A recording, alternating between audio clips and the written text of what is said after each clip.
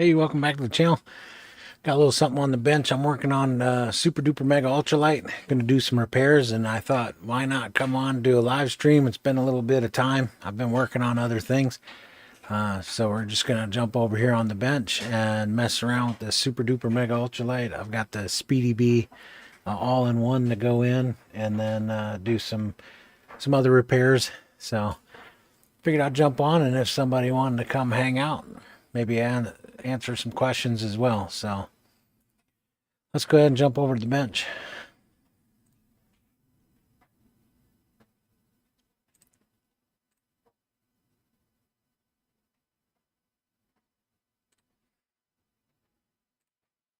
See if I can get chat pulled up here real quick.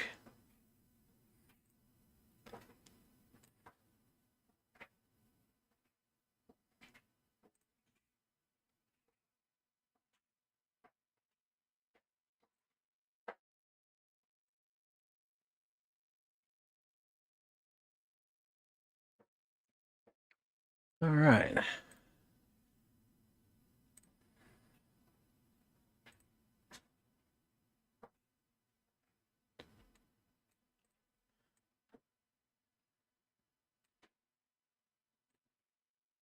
All right, so we got chat pulled up. Nobody in chat so far. Kind of a, you know me, I like to jump on a live stream just all of a sudden. So yeah, just working on the Super Duper. I need to take this old flight controller out. Kind of a massive hit that it took. And then I'm going to put the Speedy Bee in and repair the camera and everything.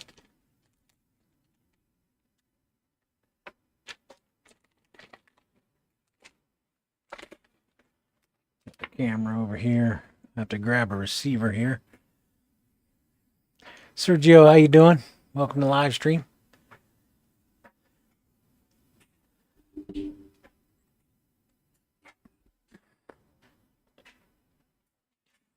Figured I'd jump on and work on this Super Duper.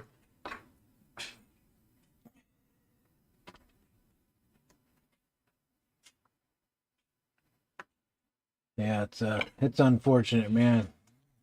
Doing some freestyle in Columbus. Did like a power loop around a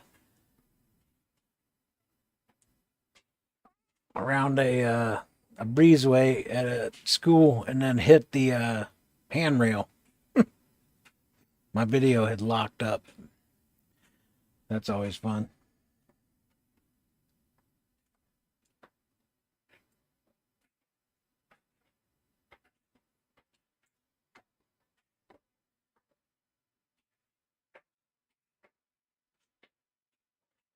Yeah, unfortunately, it split the Mamba F7. It split that dude right in half and ripped a bunch of components off inside.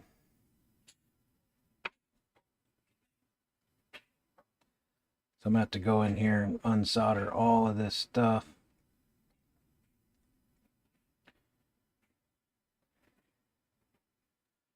Not exactly the funnest thing to have to do.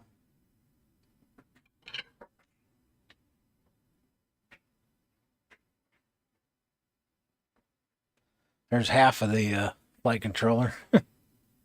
Yeah, it ripped right off, and that's fine, you know, if it came off, but the problem is it ripped off a bunch of components inside. So maybe if I get lucky, I could fix that later.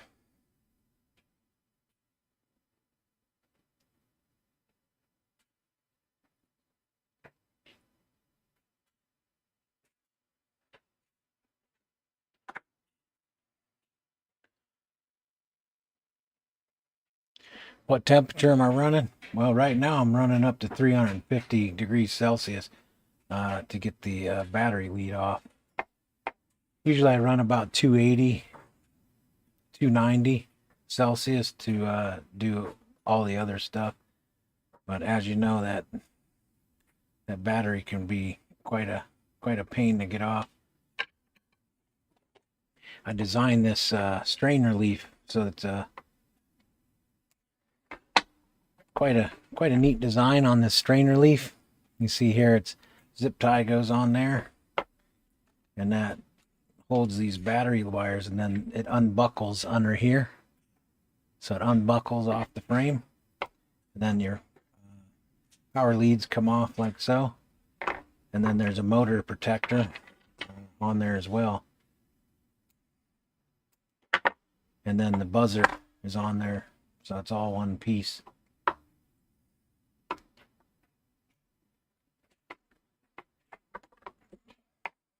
So there's the 3D print that I CAD designed for this frame.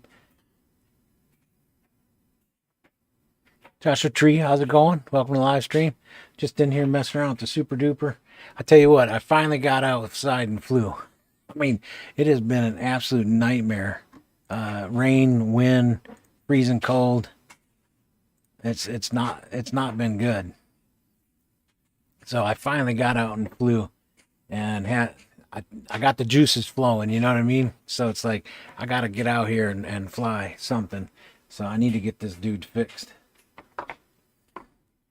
Yeah, it's kind of nice, you know, because this quad is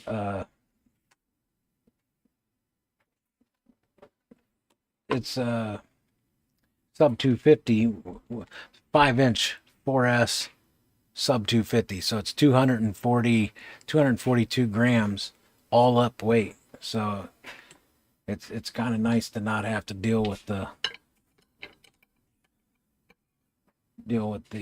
regulations.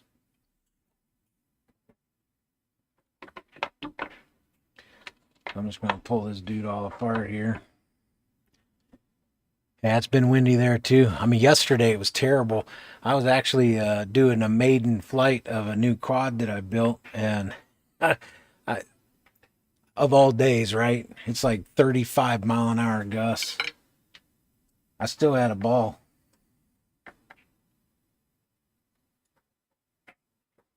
Yeah, I can't believe that they discontinued this flight controller already.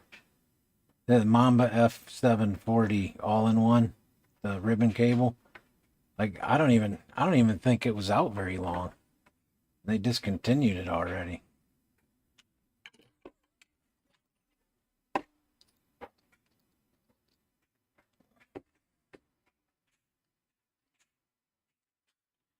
Go ahead and get these out of my way. Yeah, if it ain't wind, snow, rain, I don't know. What I got a guy at my flight club that says that the drone gods are mad at us. It's just been gnarly. It was better today. Well, you know how that goes. You're always busy on a nice day.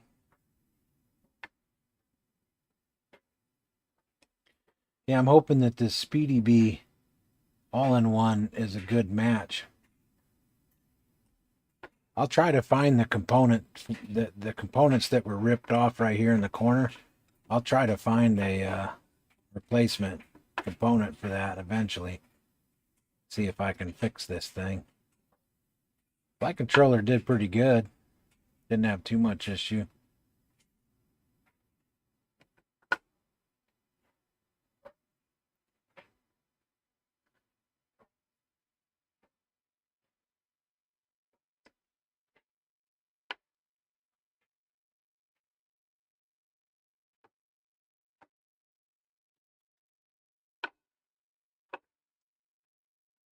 This is kind of my go-to quad when I go out flying. It's just too fun. It's like I bumped my roller there.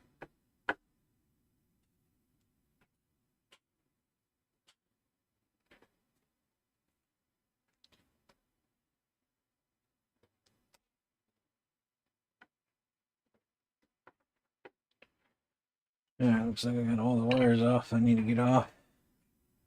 I don't know if I'm gonna reuse them or not. Yeah, it bent. It looks like it bent my standoffs, my screws. So that's kind of a bummer.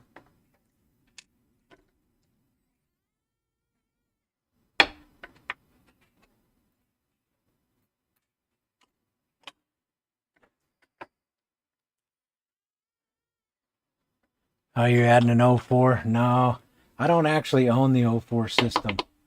The 04, like, are you referring to the 04 in my shorts? That quad is actually that quad is actually belonging to someone else. I don't have the 04 system. Someday maybe. Yeah, man, that crash ripped off.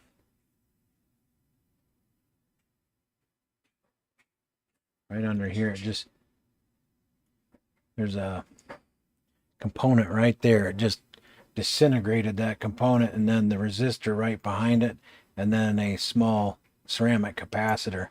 So if I can find those components, it's tough to find schematics for that, but if I find them, I can fix this dude and re-glue this on and use it again. But for now,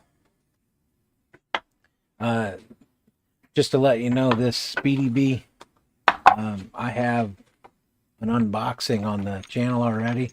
So if you're interested in knowing more about what's in this box, I already have on my channel, I already have an unboxing of it. I go through all the stuff. I just know that I'm about to want to fly, so I need to get this dude up and running.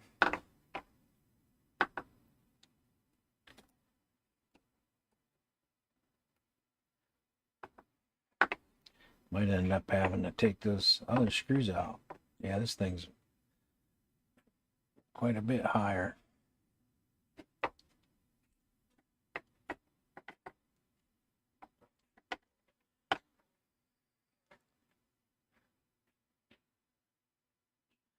All right, Joshua, have a good one, man.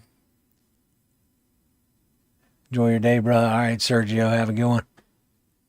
CMYK, how's it going? Just figured I'd jump on the live stream here and mess around with getting this thing fixed, because it is time to fly. I got a buddy of mine coming up Tuesday from Cincinnati, and figured I better have something to fly.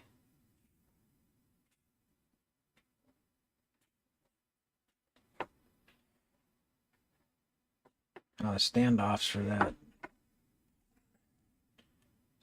for that Speedy Bee are kind of tall.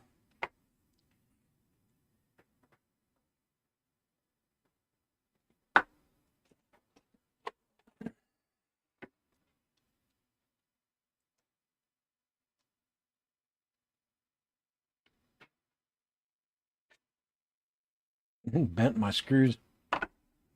Yeah, it was quite a crash.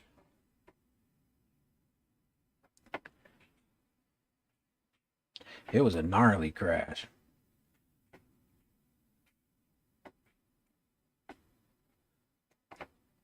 Yeah, unfortunately, this thing is starting to make me wonder if it's going to be too tall.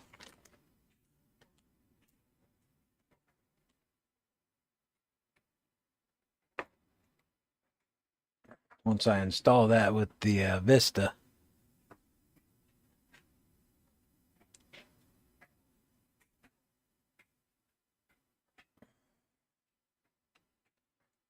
Yep, I'm going to have to pull these other screws out. That's a bummer. I started the sim this week again. Yeah. Which sim is that?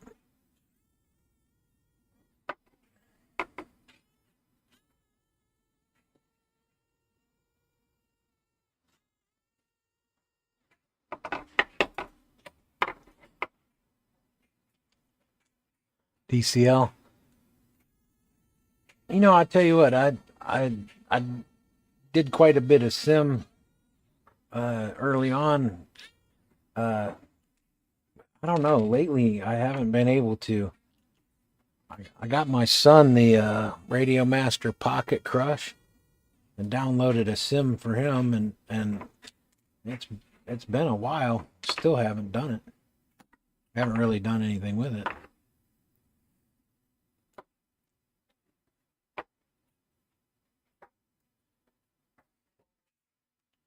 Well, I tell you what. This is gonna be tight. So this flight controller, because of the ESC on here, let me see if I can grab my Mamba.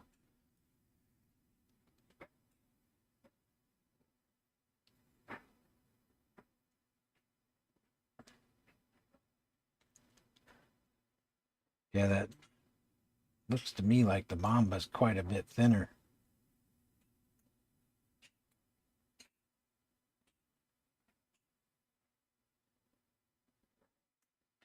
Yeah, it's too bad they discontinued this, because I could just get another one and slap it right in there. You can see the thickness of that Mamba compared to the Speedy Bee. That might end up causing me a little bit of an issue.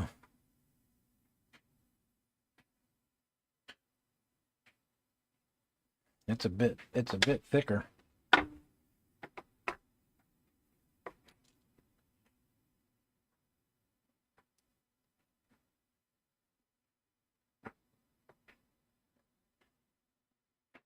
Of course, the battery strap in there ain't helping nothing.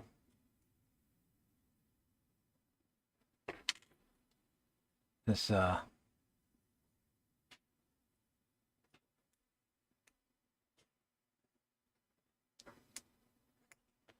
got it glued on pretty good. Yeah, unfortunately, man, this is gonna be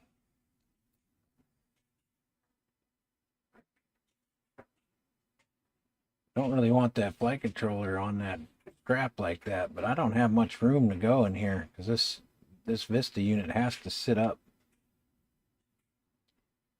above this plate. You can see what I'm dealing with there. That's gonna be too tight.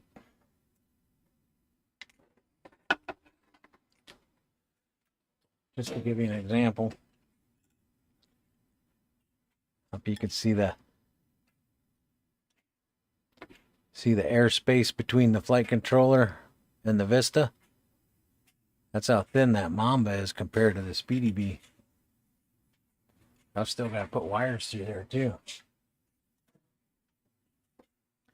Nappy, what's up, man? How you doing? I appreciate your generosity. Don't forget to mention your Patreon. Yes, indeed.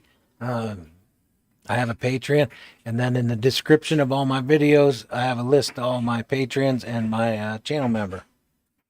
So go sub to their channels and give them some support, if you would, for helping me out.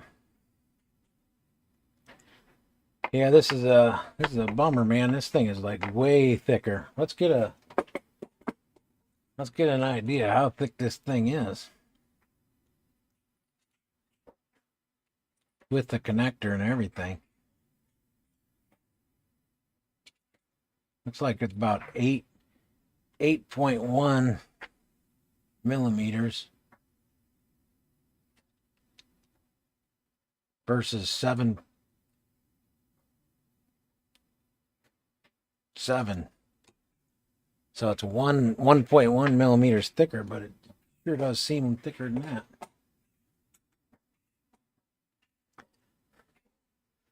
Robert, how's it going? Mama is one of my favorite, but you're right. They are a bit chunky. Yeah. I can't believe they discontinued that thing. It was a good product. I don't know why. They discontinued it awfully fast. I know that this battery strap is quite thick, but there's not a whole lot I can do about that.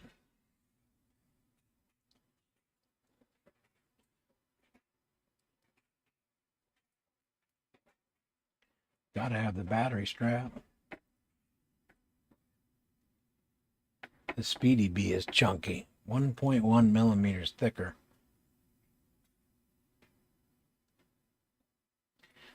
The issue is this heat sink on the bottom is really thick.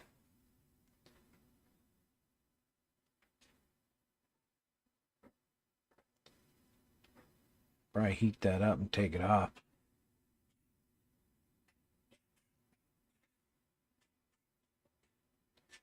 Just not sure what's underneath it.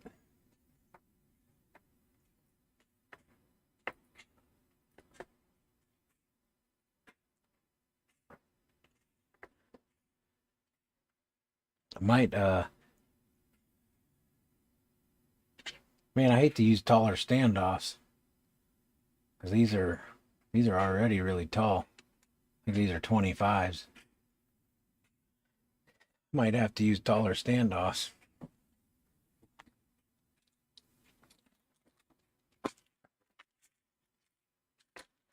I don't know if I even have anything taller than 25 for the small stuff. I got some 30s, but those are M3.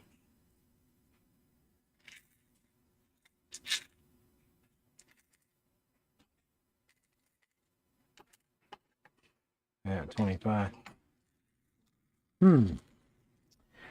What shall I do? I guess I'm going to have to put a nut spacer in between each standoff. I guess that's what I'll do.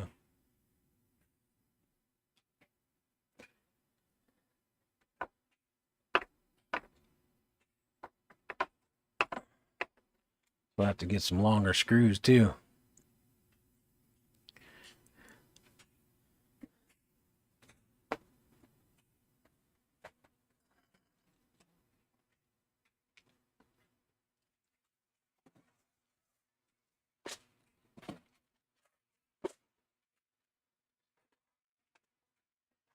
I have to get some longer screws.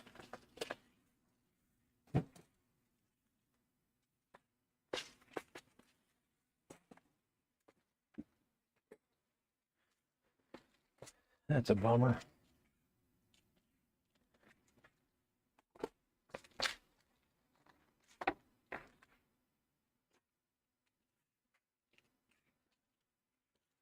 Got some 12s in here. That's what I'm using now. About to go to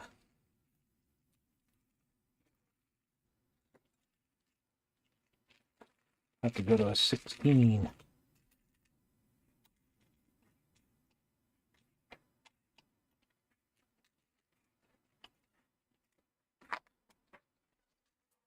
Not ideal.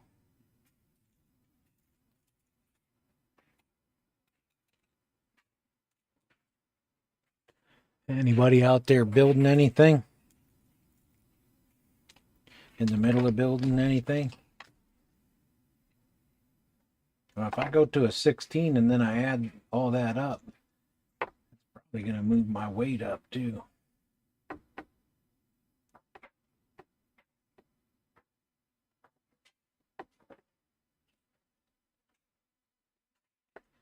Yeah, that's the bummer about all of this stuff when you build something. You know, you build it to a certain specification. They discontinue the thing, you can't get it no more. So then you're kind of stuck. Well, that's gonna be awfully tall.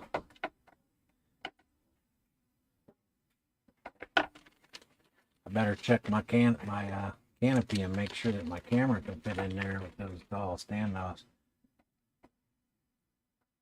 Ooh, that's gonna be tight.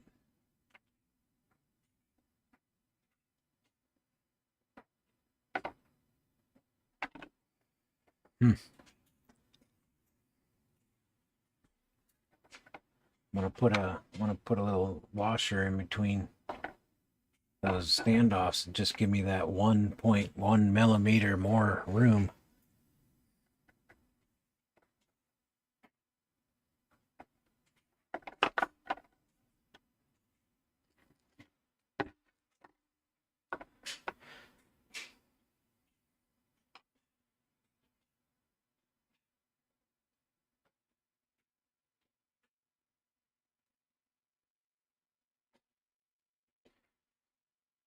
Yeah, the 04, I know a lot of people are calling it the 04 Lite, but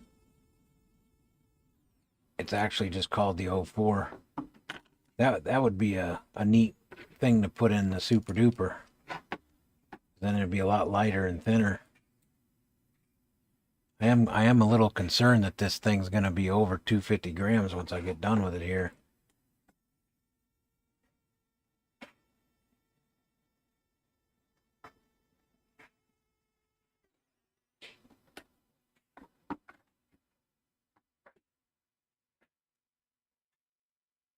Sergio says I did buy the Air 65 and 75 with the Radio Master T16 MCK clear version. That's awesome. Is that MCK clear? Does that have RGB like LEDs in it?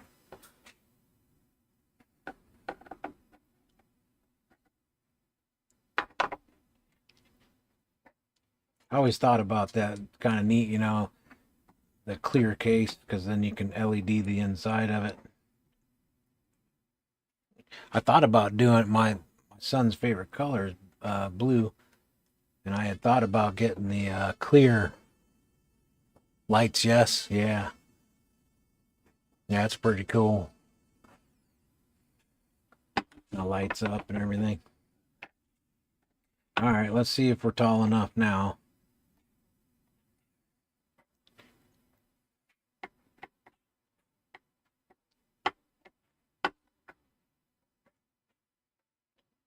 All right, we're just tall enough to where we're not pushing on that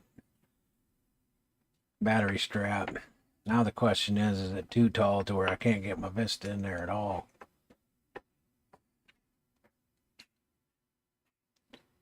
Yeah, I'm gonna have to use 8 of these little nylon spacers. It is what it is, right? I mean, anytime you gotta re-engineer something, kind of a bummer.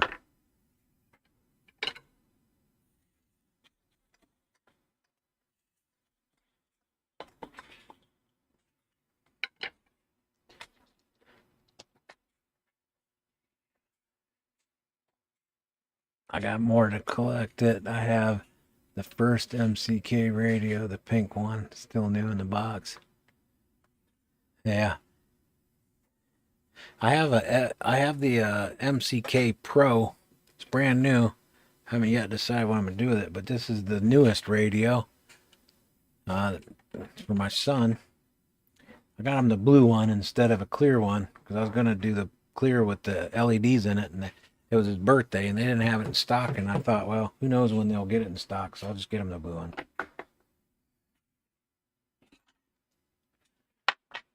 It is what it is.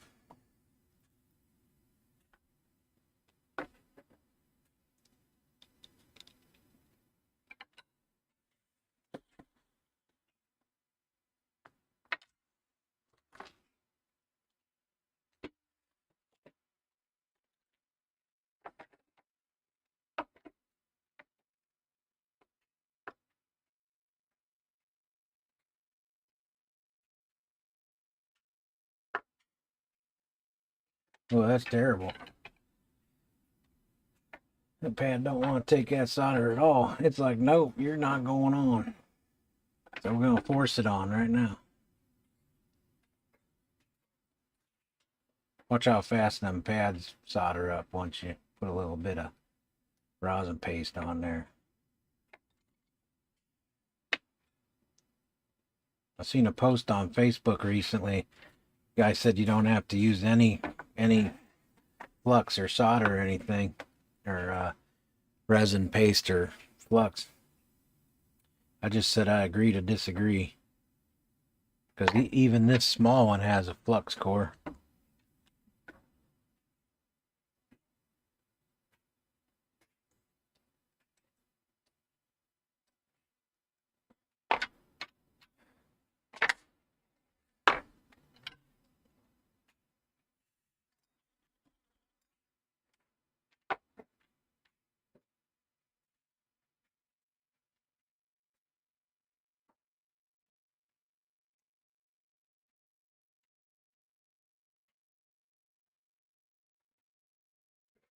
I want too much solder because I already got quite a bit on the wires.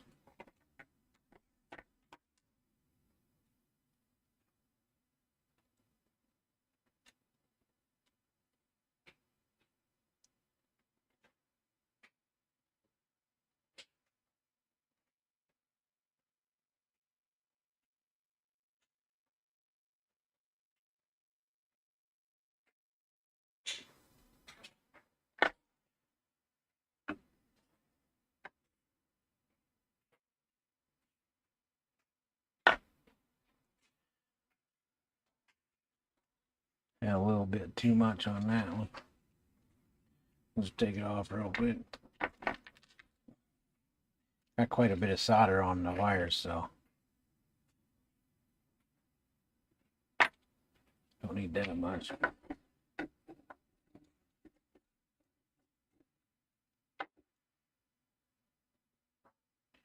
Yeah, Thursday night, you know, what are you going to do on a Thursday night?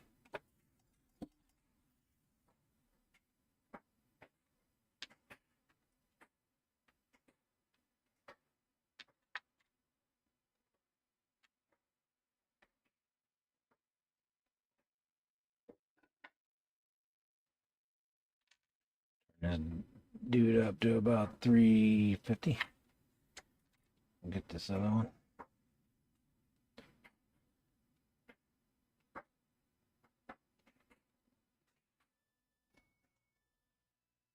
Positive pads always are a little easy. I think those are my beeper pads in there. Look at that.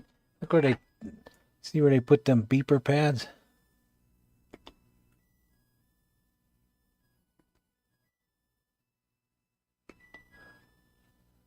Trying to transition right there. Two little tiny pads right in there. Good luck soldering in that.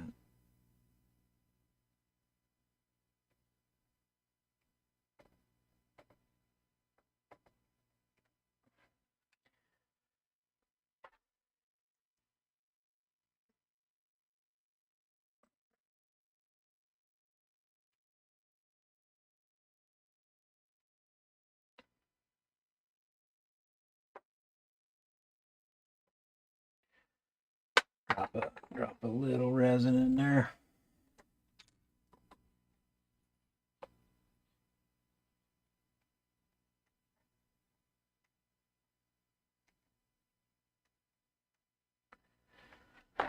All right.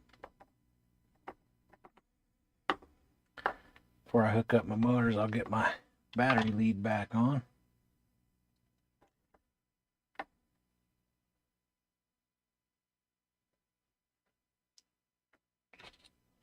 Let's make sure it's still at the angle that I want it to. At least that's one nice thing about repairs. You've already done it once, so you know where everything goes.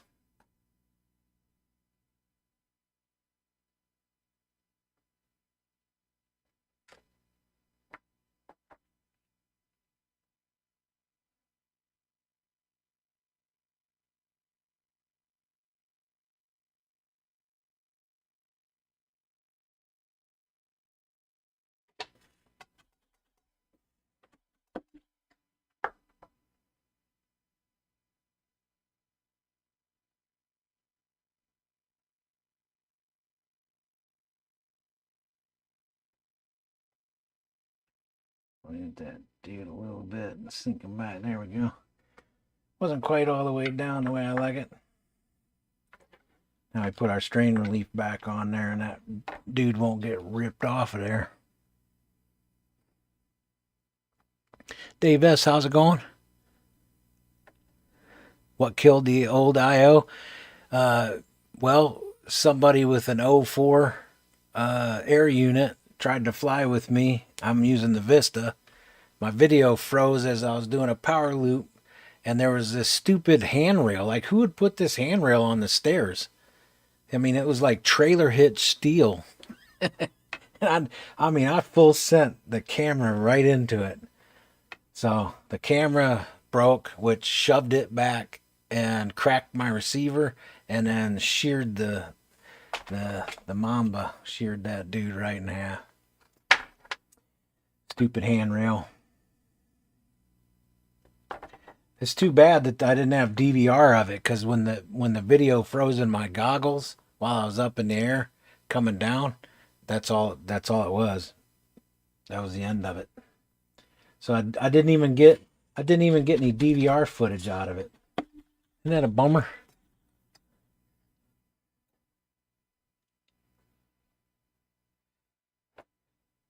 I don't know if you can see that. Put some more light on it for you.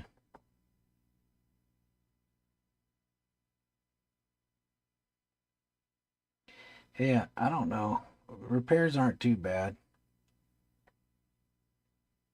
The nice the nice thing is there's no planning involved. You just do. You just do it. Get it done.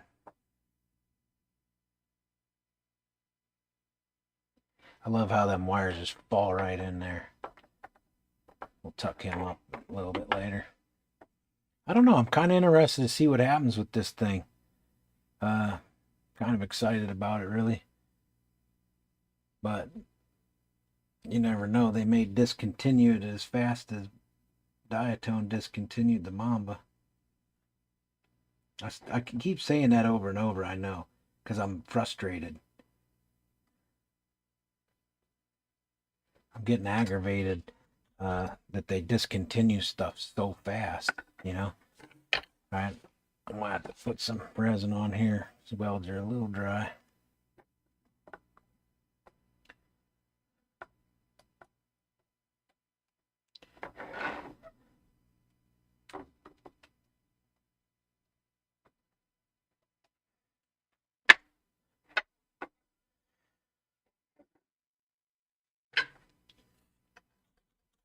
I've read mixed reviews about this flight controller.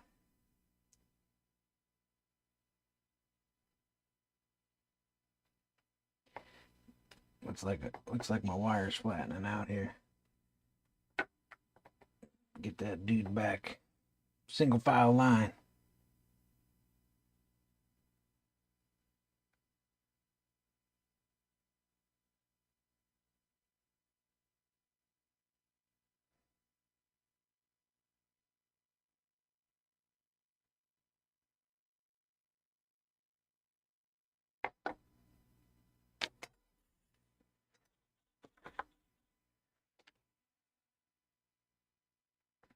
Yep. Gonna be flying outdoors here soon. Been flying whoops so long I forgot what it was like to fly outdoors. And then this bad mamma jamma came on. Man, that got exciting. My heart hasn't beat that hard in a long time. Flying that dude has definitely awoken some old spirits in me.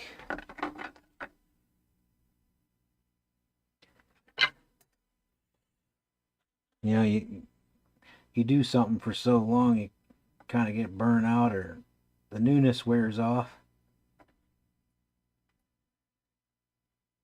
And then something comes along to fire you back up.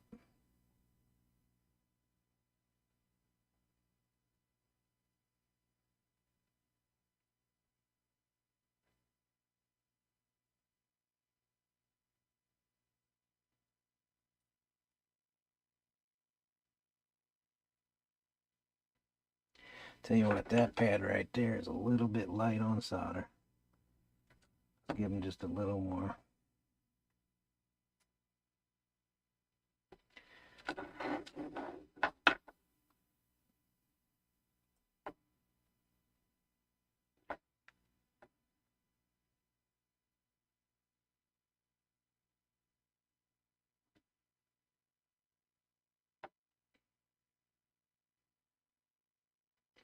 Yeah, this repair is definitely costly.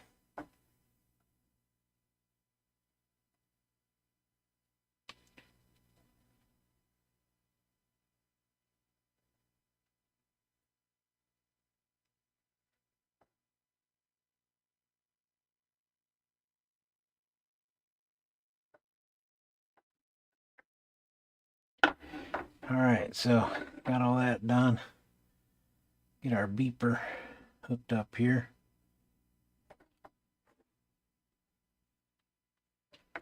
We got beeper positive on the inside.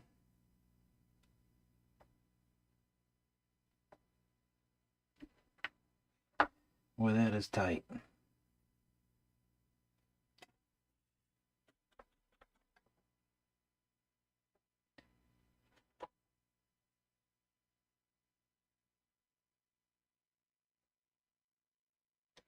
Man, that's not for the faint of heart, that's for sure.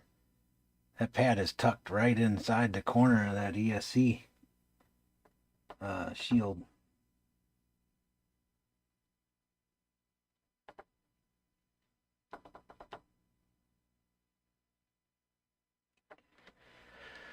All right, the beeper's all hooked up.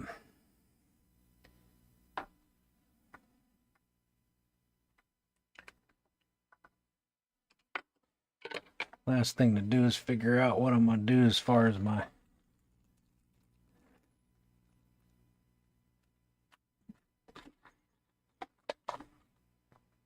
receiver. I got some choices here.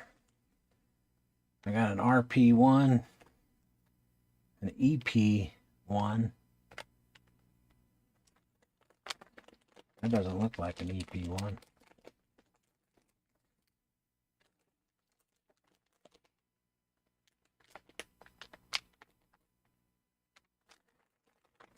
And then I have an RP2 with the ceramic antenna. So let me check my stream here.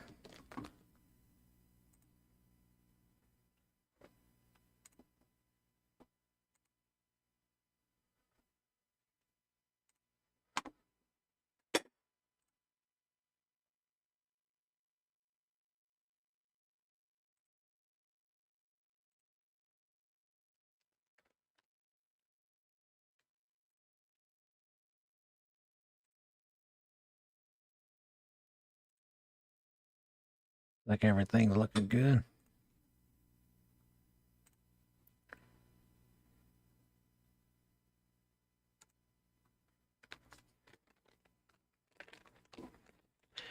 What should I do? Should I go with the RP1? I think I'll do the RP1. I'd like to have that antenna on there, but man, I tell you what, that's going to be a lot of weight. I might use the RP1 and then put the smaller antenna on it. Let's weigh it.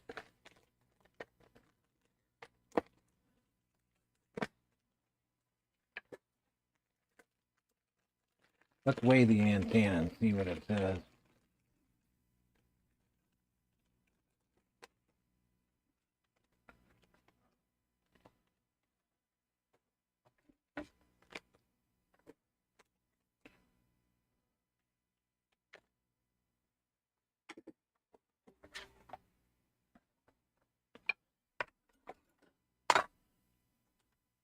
Let's see what the weight difference is. I have to be careful about this build because this thing is so close to being 250. So 179 versus 0.49.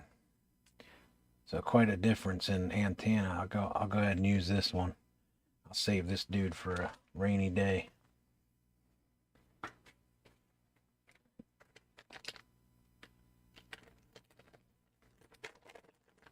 Yeah, I gotta be very conscious about how much weight I'm putting on this dude. Tiny RX, big antenna. Isn't that something? You said it. That's a heck of a lot of antenna for that little guy.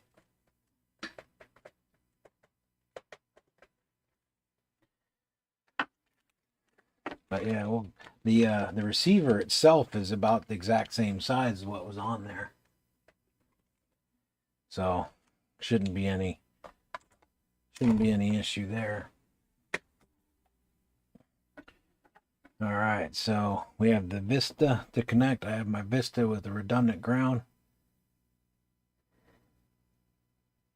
And actually I took that off. I'm just running the single. I'm hoping that my Vista didn't get destroyed in the wreck, you know. I know that power wire got broken. I have to get a new one of them.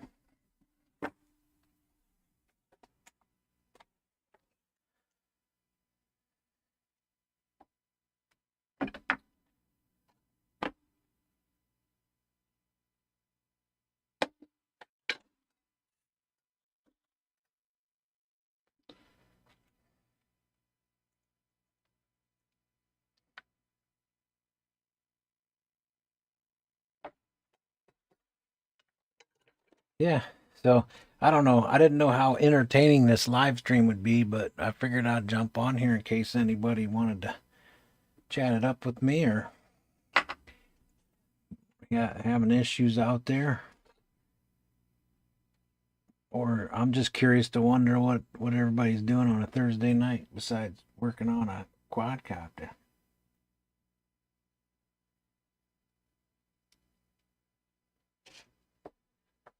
You see if I can get that little wire out of there. There it is.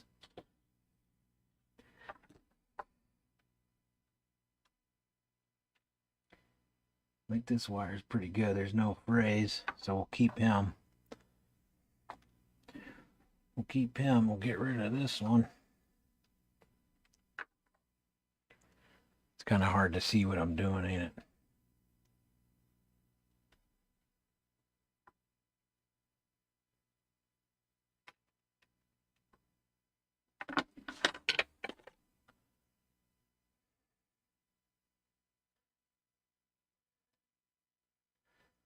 We got the Vista going in right above it.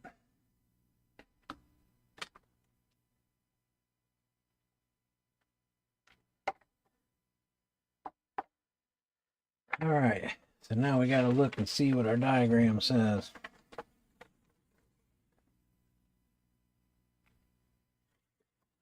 So we got, wad this all out.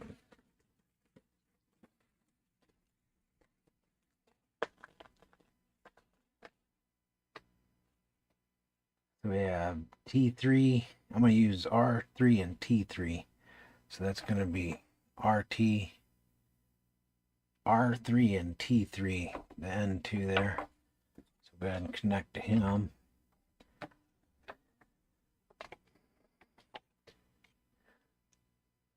My cousin has been practicing on the Radio Master Pocket and Liftoff. Coming up this weekend, try flying for real. Oh man, that's gonna be fun. I don't know what it is, man. There ain't nothing funner than seeing someone fly for the first time. Like the sim is good. There's no ifs, ands, or buts about it. The sim is good. But man, there ain't nothing like putting some real pack time in. How's your cousin? Tempted to stick him on the JB 5-inch quad first. Yeah. You know, there's something to be said about a 5-inch quad. They're so stable. I've debated it. Some people argue that, you no to a 5-inch, but man, I tell you what, they're stable. They fly really good. I always tell people when everybody asks, like, should I get this or that? I always say, how big a space you got to fly? Because that's really where it's at. If the space that you're flying in is super small, you want a 3-inch or even smaller.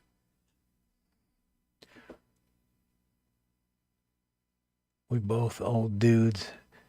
He must be over 50 now. Well, then you'll have patience. A lot of time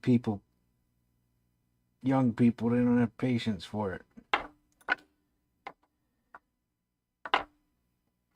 Looks like my ground needs to be flattened back out here.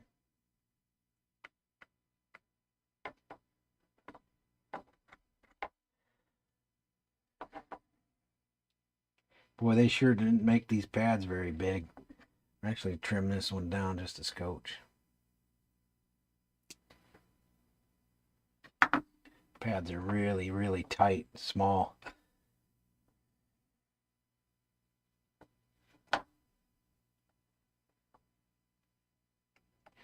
My wires are going to be going that way, so I'm going to try to solder them in here so they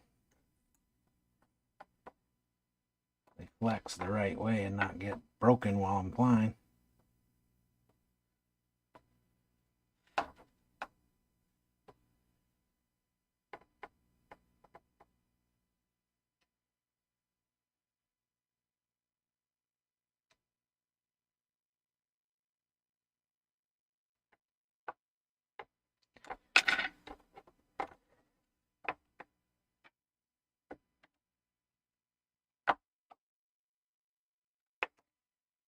look like I centered that one up enough.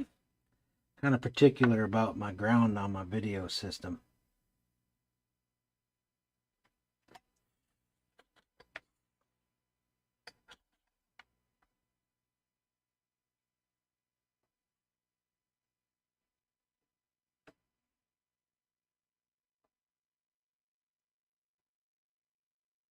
There we go. She's in there good now. And then what I say? T R3 is over there.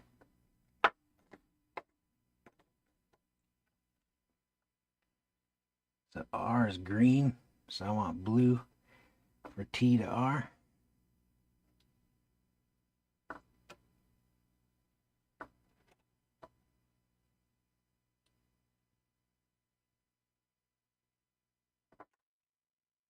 And then R to T, right? A lot of people make that mistake. They put the R to the R and the T to the T.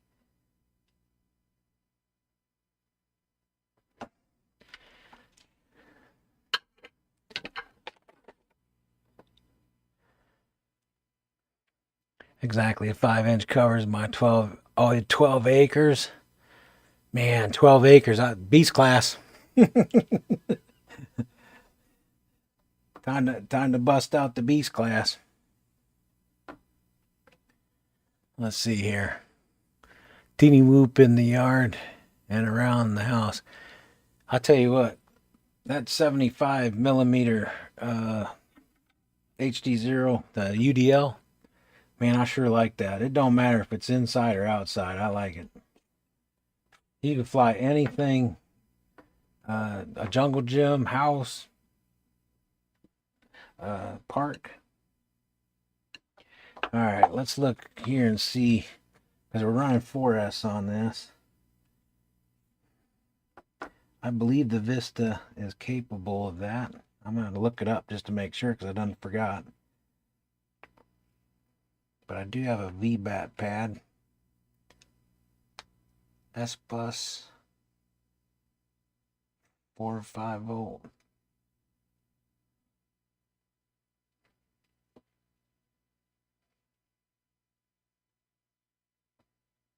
Yeah, battery, so that would be next to the ground, one over from the ground.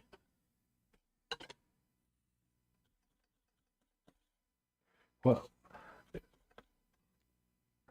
Dave, what's your favorite quad? Like every time you go to fly, you want to grab something. What's your favorite? Eddie, how's it going? Today I ordered a Radio Master GX12 to start my simulator adventure. Can't wait to one day fly FPV. Man, that's awesome. The GX, so you're starting your adventure now. The GX12, I had one in my hands, and yeah, starting off as a pincher. I wish I could go back in time. You know, I don't know. Helicopters were probably 2010. I wished I would have simulated pinching. I believe that you have more control. I'm a straight thumber, but I do believe that if I would have started out pinching, I'd be better flying now.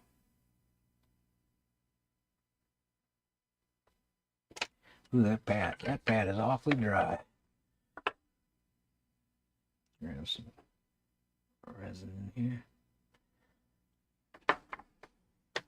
Bet that pad takes that solder now, huh? Oh yeah, quick and easy. Get my measurement here. What one day fly FPV? What are you looking forward to flying? Any particular video system you got in mind?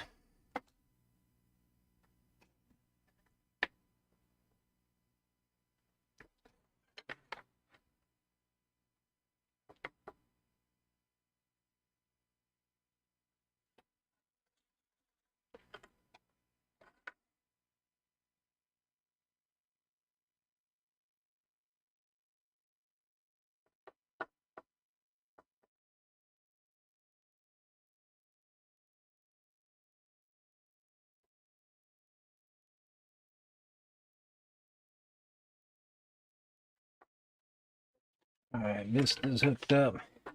Just gonna, before I hook up my receiver, I'm just gonna do a quick continuity check, make sure everything's good. Make sure my capacitance is still on.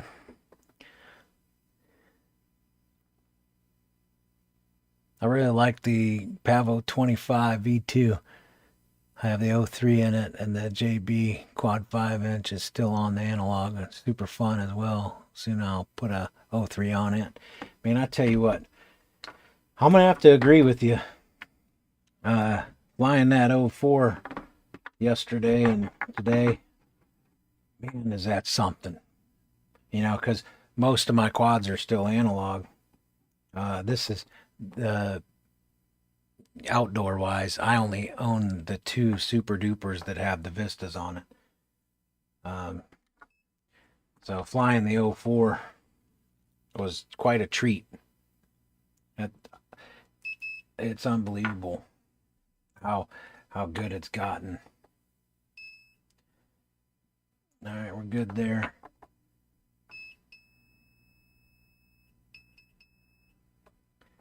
Just check continuity here on my motors, make sure none of them got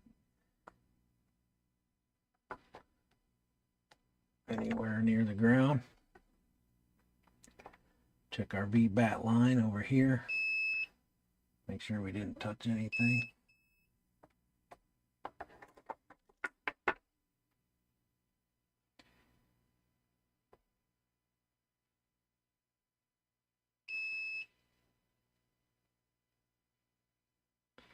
All right, all good. We'll continue on.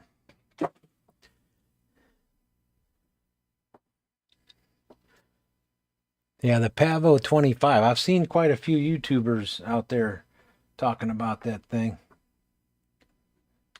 Seems like a pretty popular quadcopter. Boy, them wires are tight.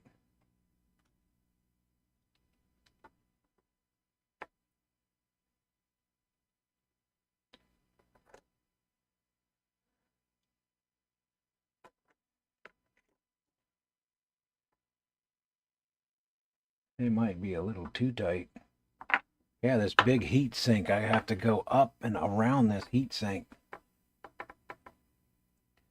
Looks like my ground strap might be a little bit too short.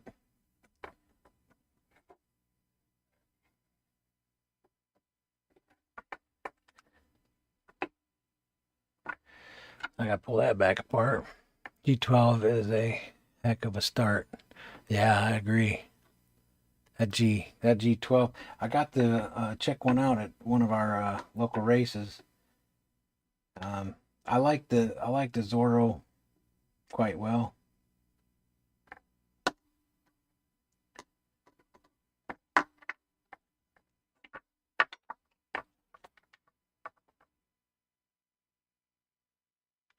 That's kind of my go-to radio right now. Well, it's gonna be interesting to get down in there, huh? Can I do it? You think I can get in there and get that? Oh yeah.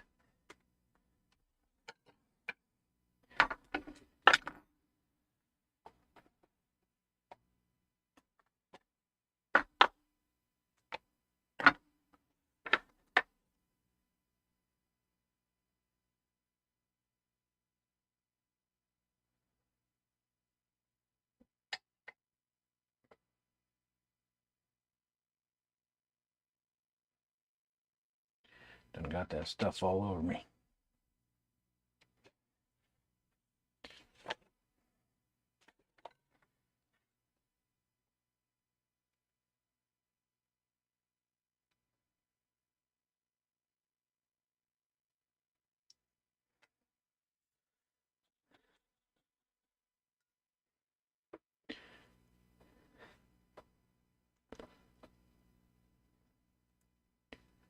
I've not gotten much flying in with my 04 non-pro and my whoops. 75 Pro and 75 Air 401S. Man, that 04 is unbelievable. NSCI, how you doing? Welcome to the live stream. I wanted to build a quad for line of sight, and then maybe move it to FPV. Goggles are super expensive. Man, you ain't kidding. I flew line of sight for quite a while.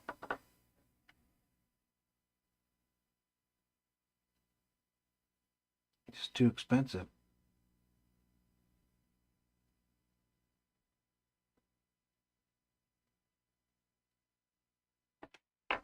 I don't know if you can believe me or not, but I got that ground down inside there. It looks really good. So I'm happy with that. Go ahead and give him just a little bit more space than I did the hotline here. I don't know if I'm liking this Speedy Bee. It sure is bulky for what it is. We'll see how it flies, I guess. As long as it does better than the HGLRCs that I had on here. Went through 3 of them.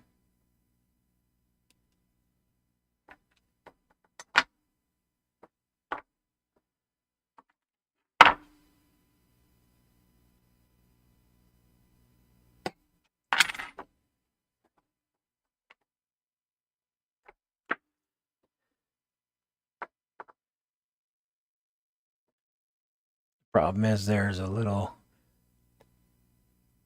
to no line of sight flyers nowadays.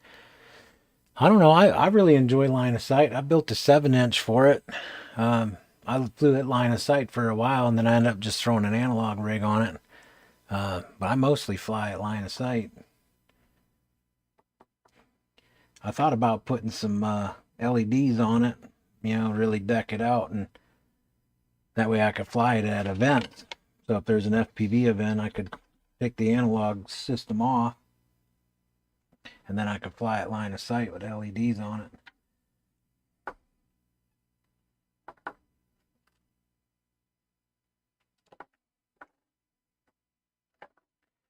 See if I can get this. I'm trying to film this at the same time that I'm trying to do it, so that's too tall. Just need something to hold it, prop it up for me.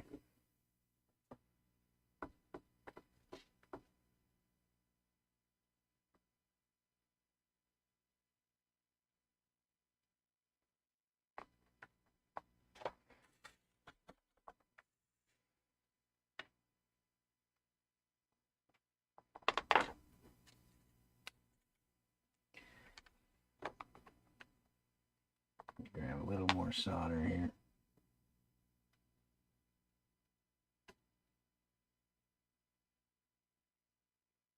There we go. See if that'll get in there.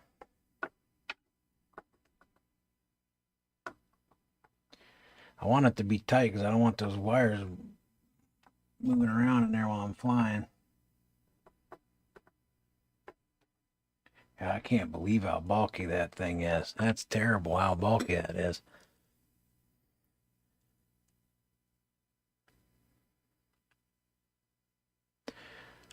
I'm going to set a quad up for my cousin and use line of sight until he can get goggles. Yeah, I tell you what, I was at the museum race and I was sitting with Carl and that camera coming in. Yeah. I was sitting with Carl in the back of the museum in the pilot area. So all the way in the back, and all the pilots, you know, flying, all the whoops are flying through the airplanes.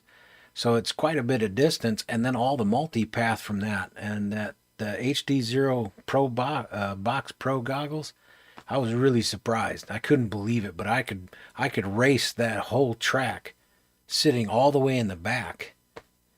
Really impressed with those, and at the time they were like $2.99. So it really surprised me how good it was. Man, this is gonna end up being like really, really tall. I'm not liking that at all, man. That's gonna change the dynamics of that thing. Look how tall that's gonna be. I mean, we're talking like 4 millimeters now.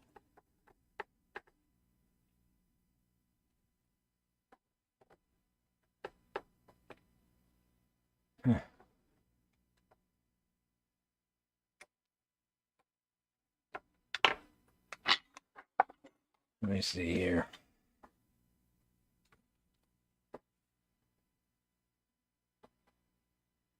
We do have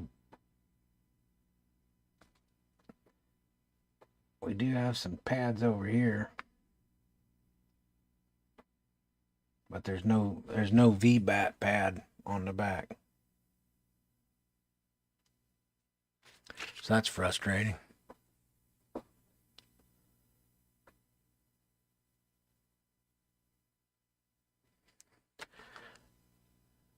Need radio callouts for voltage and no VTX mode.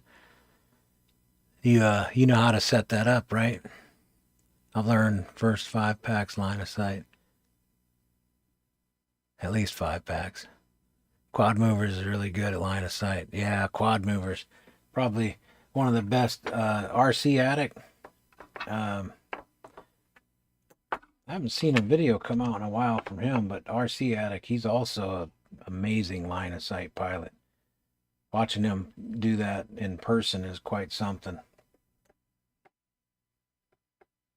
Man, I tell you what, I hate to say it, but I'm like wanting to pause this build because this Vista is just so thick. I really don't want this thing to be so high up.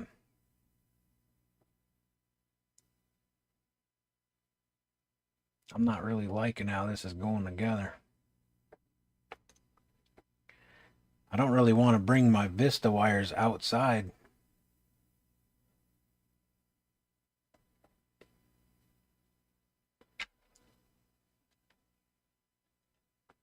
See if I bring the wires outside just a little bit.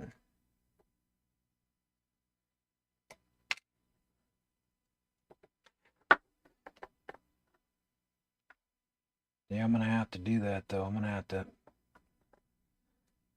smush them down in there.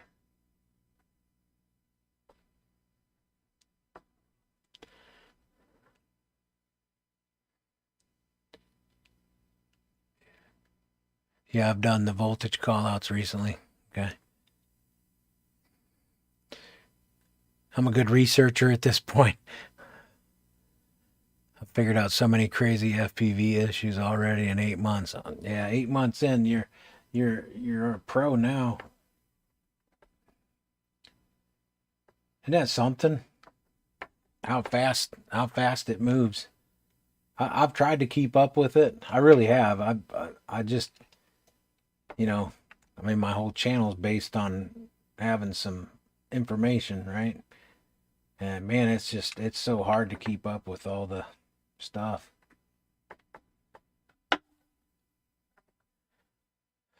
Well, I tell you what, I don't know.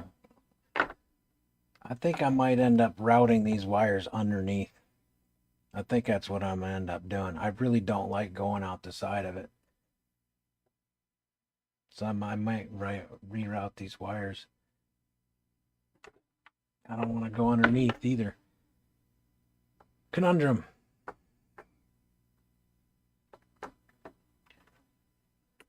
Yeah, it's just this heat sink is just so thick. Let's go ahead and get some standoffs put in so I can see what I'm doing. Ain't no sense in debating it if it's gonna be too close or not close enough. I'm gonna have to put some spacers in there.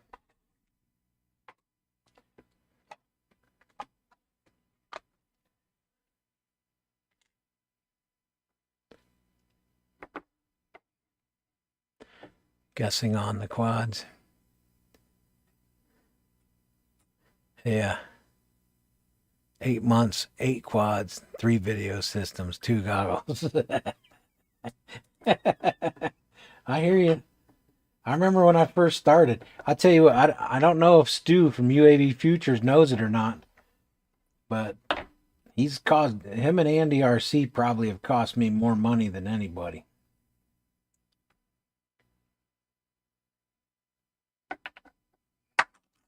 They come out with a new video every minute with new stuff. And I was like, oh man, I'll try that out.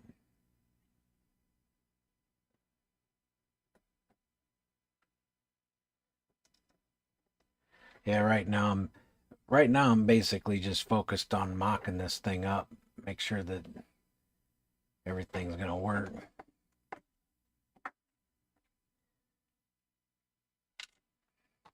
I might just order some new standoffs. That's probably what I'll end up doing. I don't know. Probably just get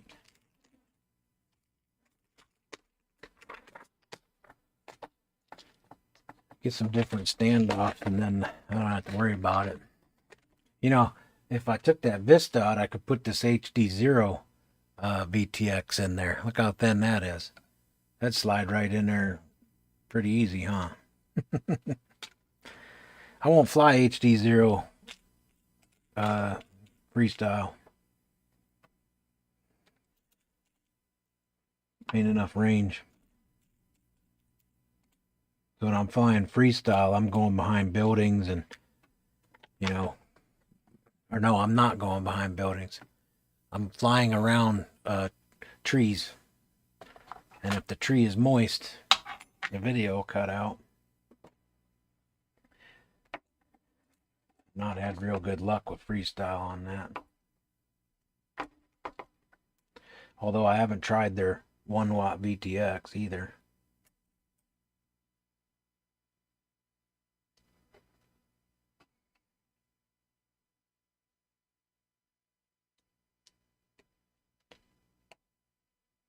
Everybody ready for Easter celebrations? All the schools are closed on Monday, I think.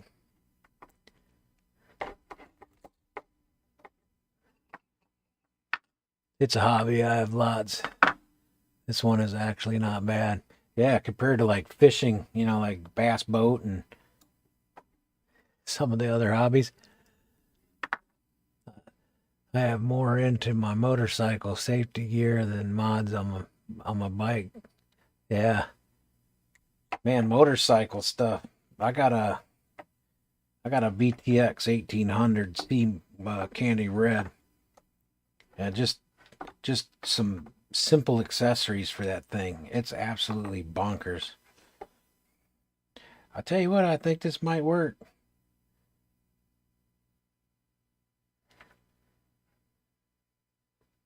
I'm definitely going to have to use shorter standoff screws, or the screws for the flight controller. I'll have to use shorter ones. But so far, I think that might work out pretty good. Now that I got the standoffs in there.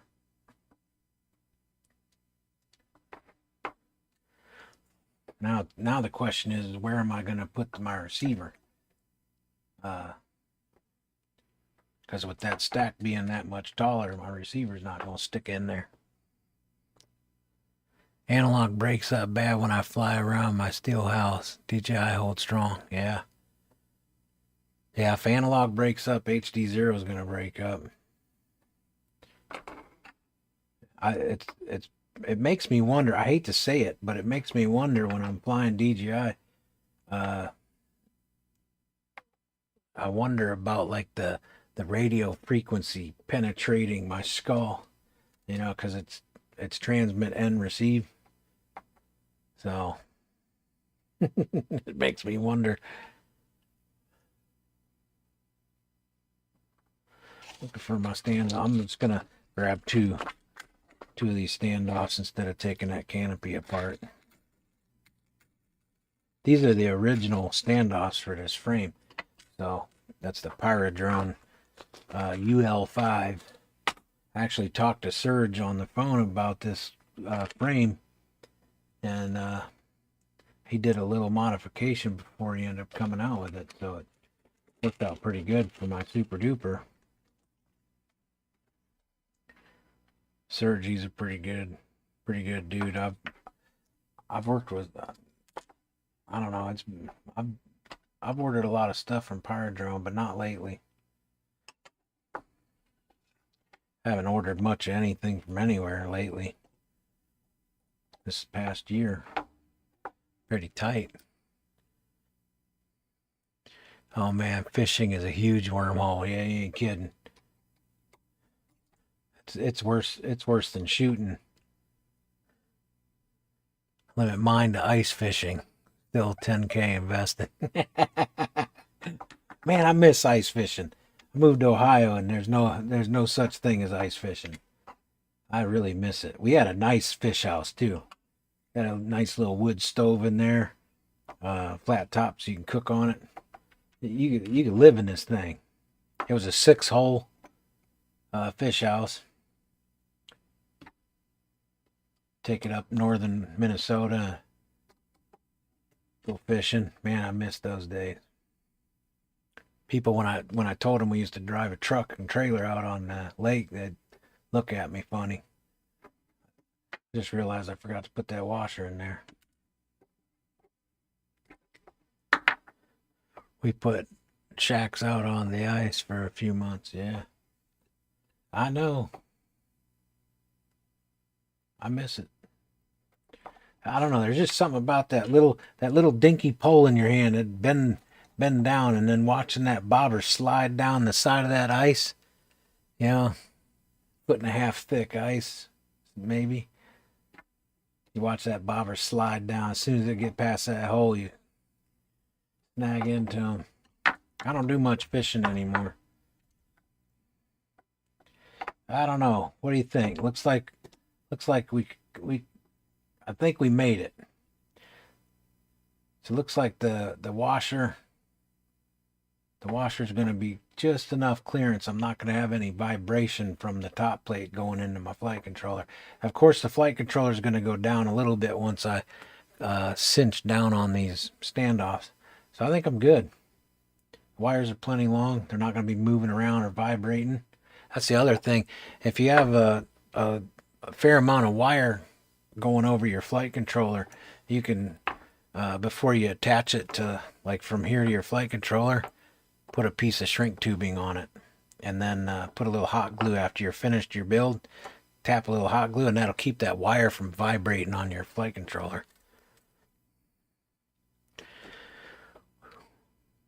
Minnesota 4-hole shack. I can live in it. Yeah. 6x10 cargo trailer converted. Can also haul snowmobiles inside or ATVs. Man, you're having way more fun than I am, I can tell you that. H2O, how's it going? How Pie, it's late like always. Man, you ain't never late. My live streams are as random as the Ohio rain.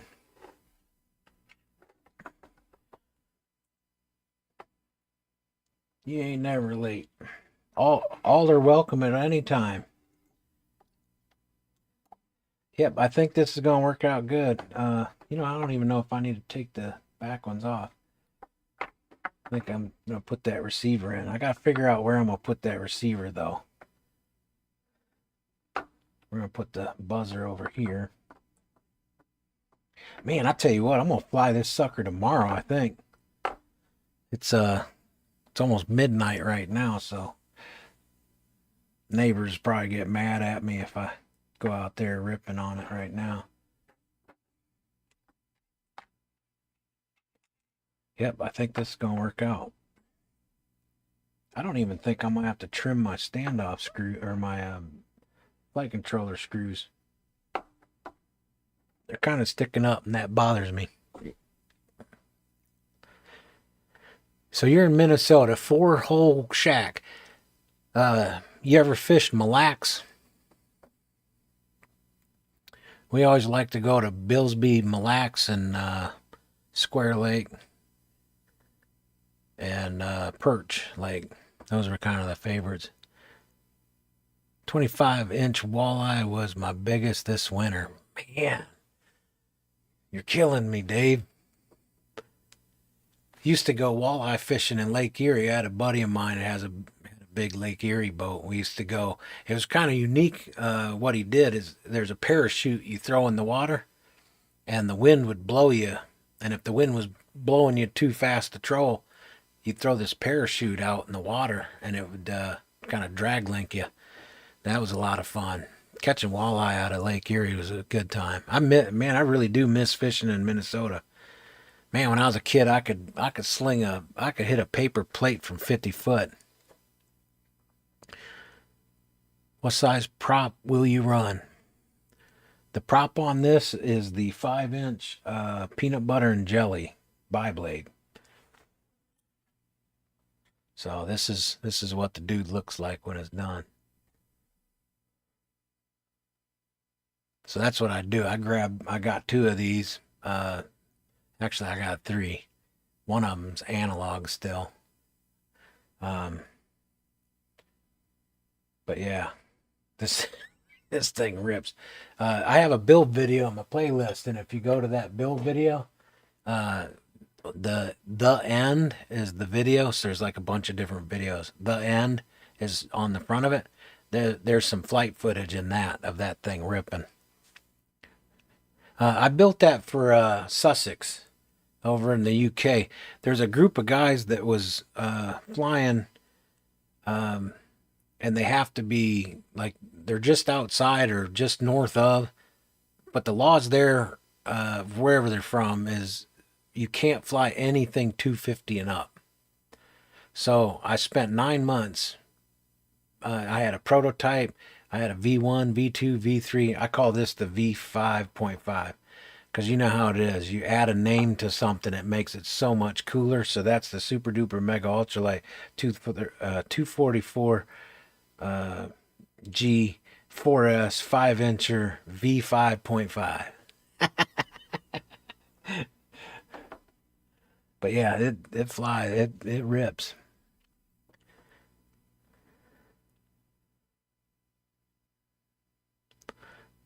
Lacey's busy. I fish for huge walleye. That's about it. Yeah, best eating fish. You know what I want to? I need to find somewhere to source some northern pike, so I can cut some chunks about that big, and pickle herring is what I'm after. Pickle me up some northern pike. It's the game of waiting. Yeah, it is a screamer. Fun for both. How you doing? What's up, nerds?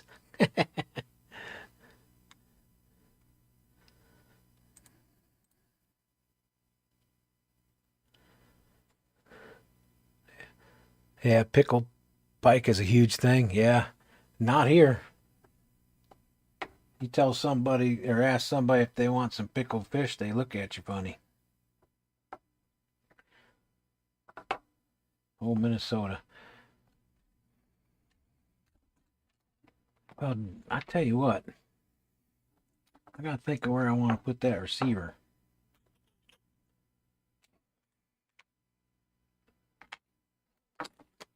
It's pretty small.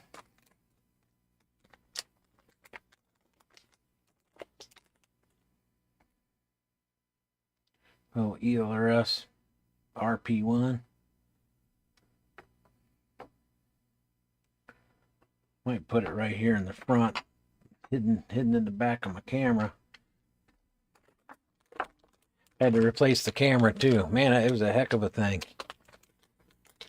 We got 40-inch pike in our lake, 30-inch walleye. Good Lord. 30-inch walleye. You know, I do remember when I was younger, you could see the bottom of the lake from 20 foot. So it'd be 20 foot deep and you could still see the bottom. I went up there recently. No, not recently. It's been a while. But I went up there to go scuba diving, and man, it was terrible. The water was just like brown, dark brown.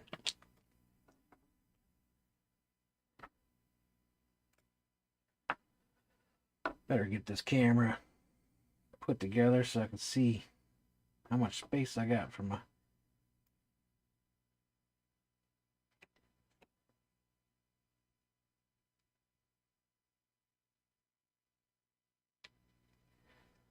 You got Dave, you got a pretty good drone racing crew up there?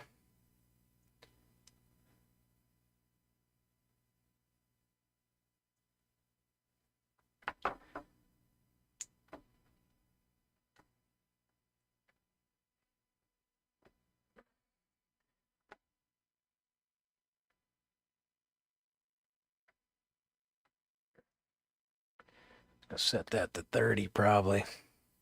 Just a random mid-sized lake in the middle of Minnesota. Those big popular lakes are overrated. Yeah. Yeah, the big lakes, they probably get busy anymore. And you catch something and there's 6 or 7 boats that swamp in on you. People still doing that, ain't they? Morton Upshot, how's it going? Morton Upshot's winner of the winner of my wireless earbud giveaway. That was pretty cool. Yeah, I tell you what, I might just stick that receiver right on the back of that camera. What do you think?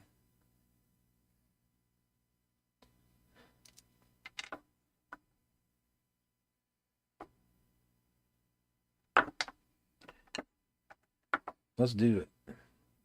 Pull these standoffs back off.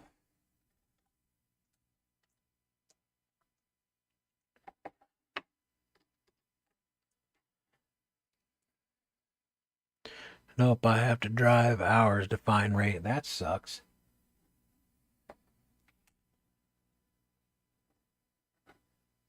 Yeah, I was hanging out with a bunch of guys at I.O. from Wisconsin.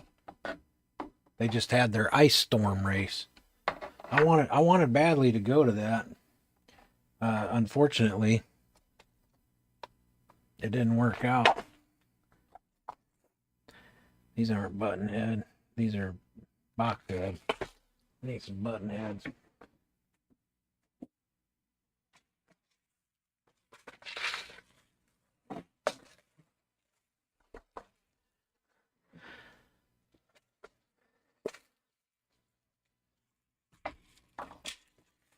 Let's see here. Need a screw just about twice longer than this one. This one's bent.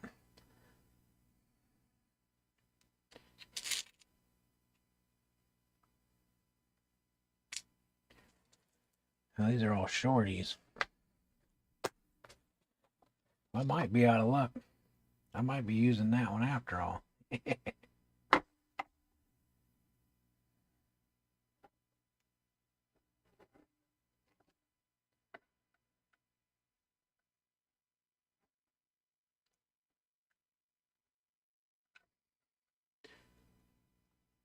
I just backyard fly. Yeah, ain't nothing wrong with that. Didn't really have any racing going on. You know, we have our local multi GP chapter. We race, but when they're not racing, there ain't a whole lot going on. So I went ahead and got an AMA club to let me come in and start a drone racing club, basically. So now we have drone racing anytime you want. I go set up the gates, and then they're up, 24/7. So you just have to show up with your stuff and start flying. It's kind of nice.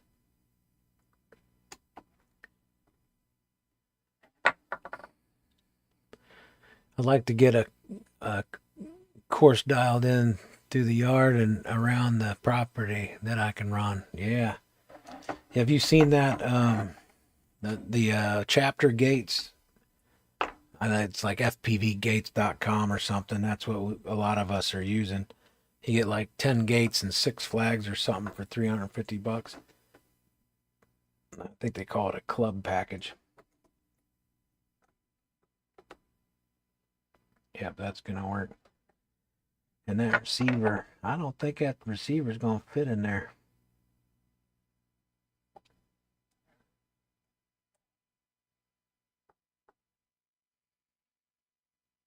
I'll get it to fit in there.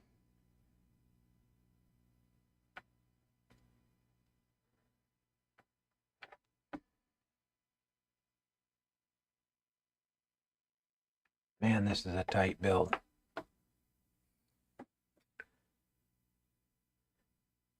This frame looks like they contender for a pusher build. Yeah. You think this would make a good pusher? 5-inch pusher. Those are some really crazy long shafts on those motors. Yeah. Yeah, it takes a... Where'd that prop go?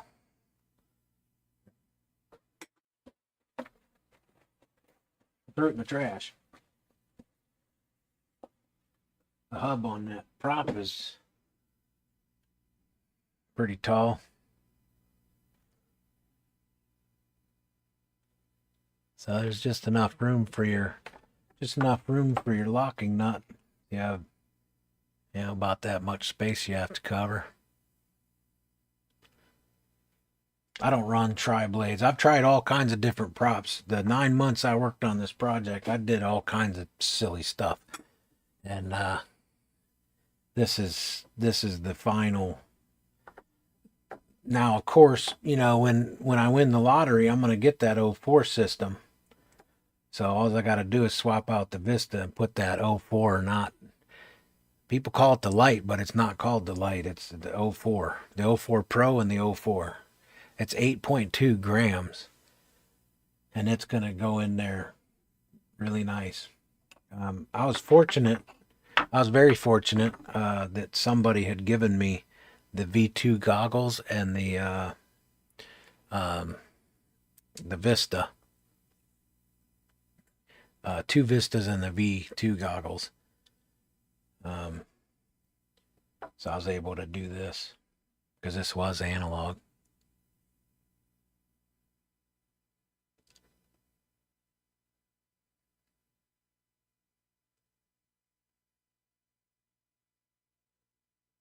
Wacky 1408s. Yeah. I tell you what, these 1408 motors is what made that Diatone GT349 so famous. Yeah, I think that motors was like, I'm gonna almost go out on a limb and say it was like a single-handedly made that quad so amazing. Man, I gotta get that receiver to fit in there.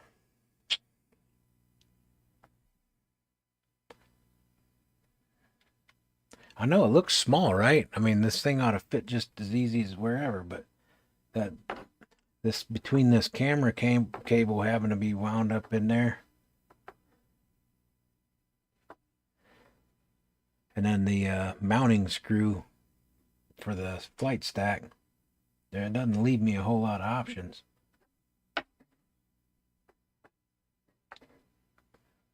You know what I should do?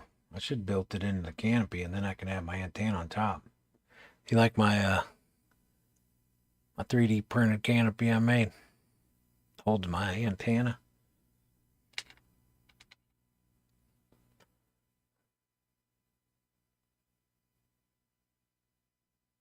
That annoyed me that sudden I became the 04 Lite, not just 04 and 04 Pro.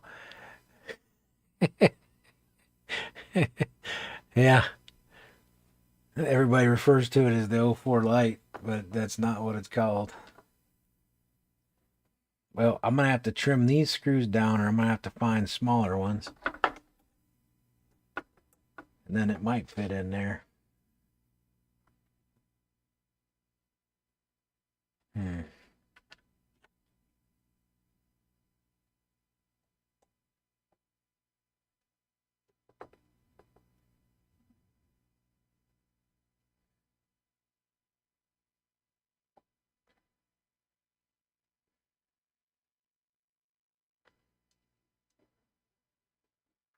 Well, that's something.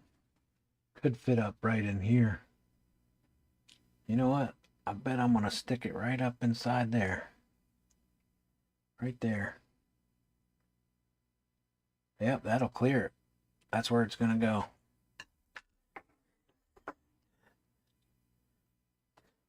Yeah, they're super responsive.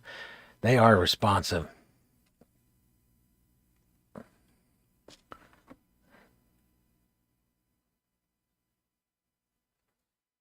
You know, they don't make them anymore. I got a hold of Diatone, and they said that the company that made these motors for them went out of business, and they aren't able to get them anymore. So as soon as I found out that information, I searched high and low and found as many as I could to keep me going. So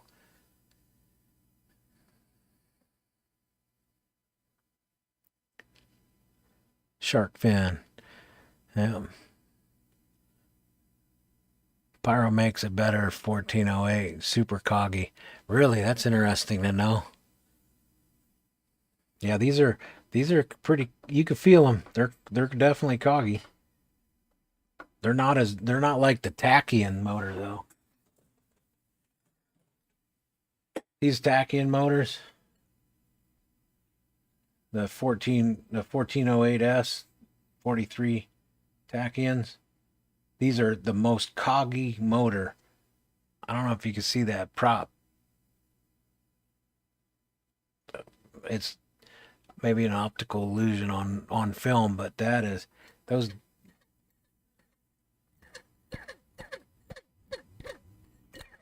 Yeah, I don't know if you can hear that or not.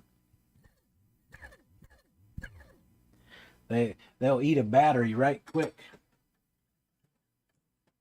That's my race 3-inch. So, and we have at our club, we'll either have it in early before 5-inch or after 5-inch, depending on the weather. We'll just run like a 3-race series, and that's my 3-inch race quad because that it'll just about get 2 minutes. Yeah, you got to kind of butter the last lap before you get to 3 minutes, but that thing is pretty gnarly. Yeah, I think that's going to work out. So let me go ahead and solder in the receiver here. Think about which one I want to use for that.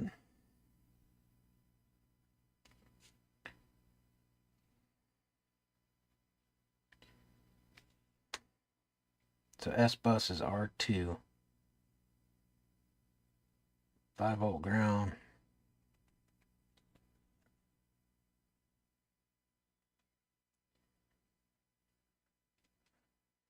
And then 6. I gotta find out which one they're using for the Wi-Fi module.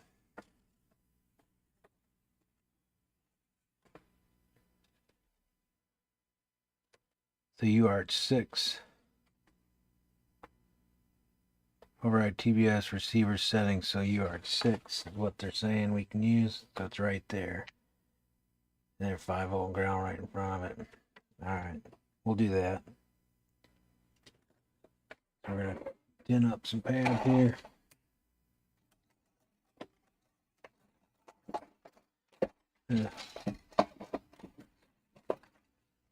Making a mess over here.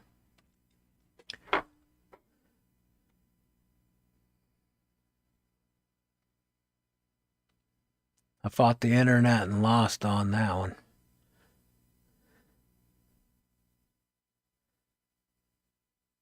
I blame Bardwell. Yeah. Custom FPV, how's it going? Just working on the Super Duper, trying to get it back in the air. I'll tell you what, I won't be freestyling with any 04 users anytime soon. There ain't nothing to take you out of the air faster than an 04.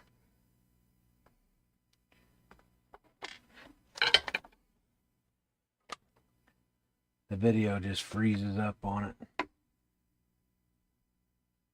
You know, because when you're freestyling, you got all your stuff turned up, maxed out. You know, you're trying to get your penetration and range.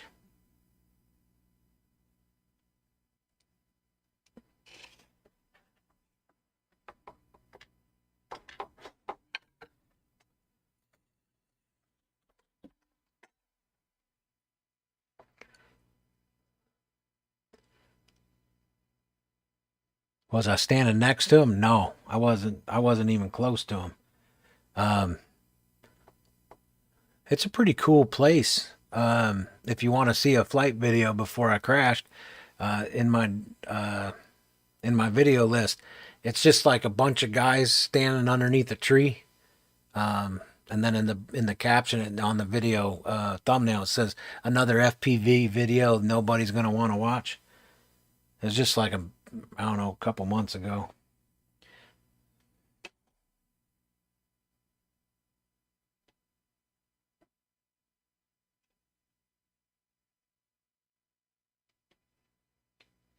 Let's see here. We got ground.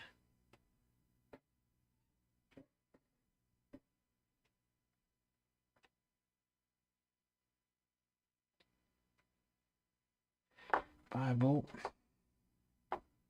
Make sure that's right. Ground and 5 volt. Yep. All right. Get our receiver hooked up here. Wonder how much wire I'm gonna need for that.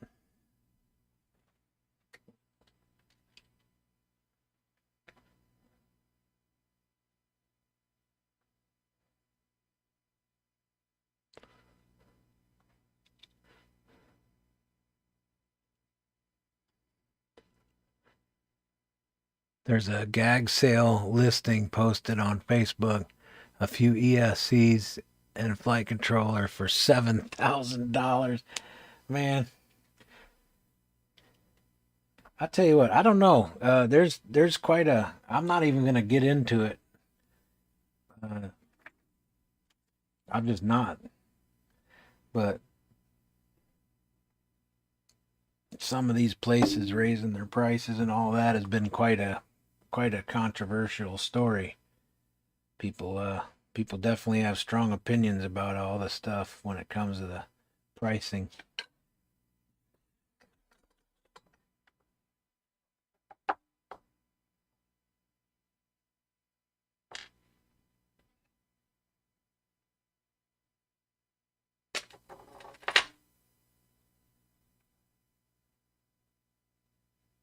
Man, I don't know. I don't like how long that wire is.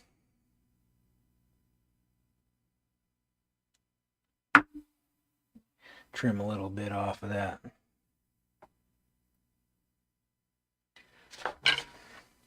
These pads are really tiny.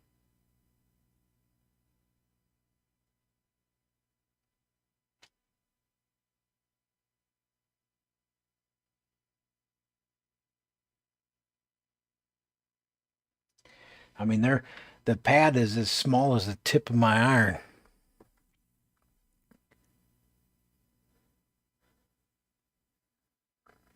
Yeah, I tell you what, the hobby's definitely gotten a bit more expensive.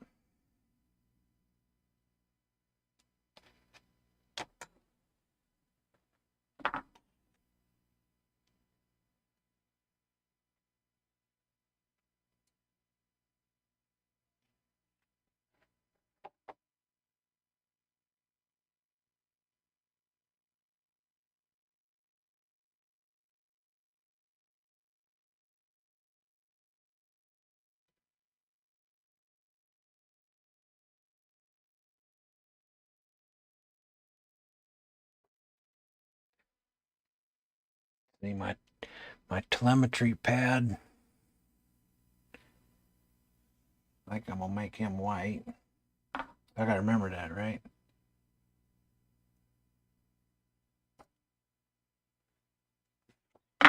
Remember which one went where?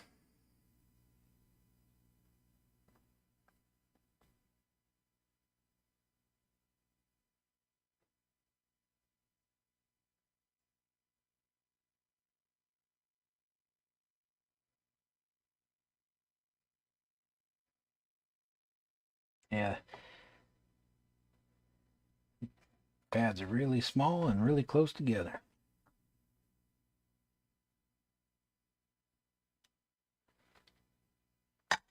I've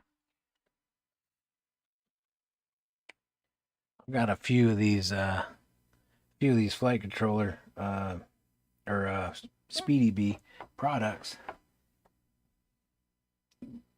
VTX and receiver products, but not flight controllers.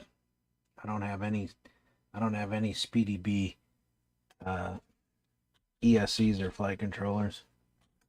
This will be my first.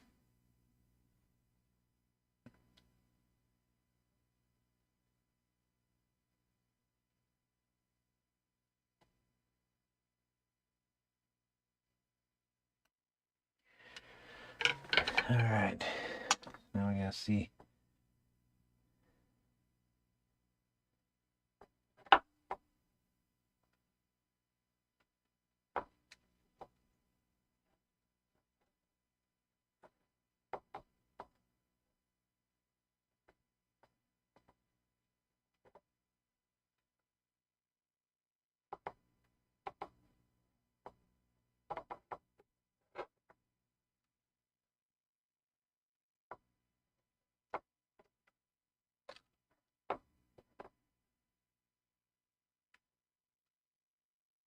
See if we can get that to fit in there.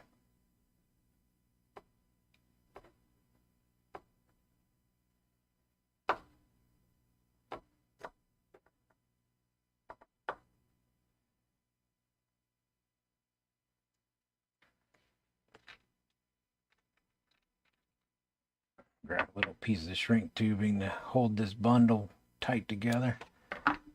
Don't want it vibrating on the edge of that flight controller.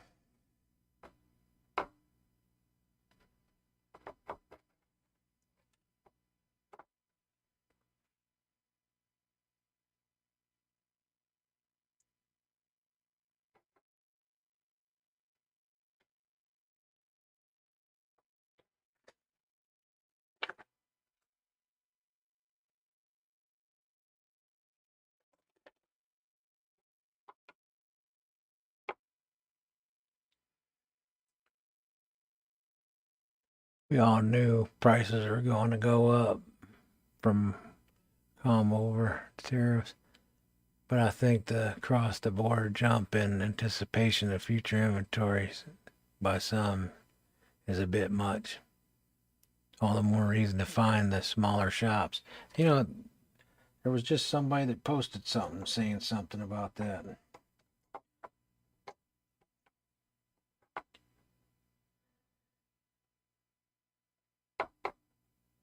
Finding the smaller shops kind of thing.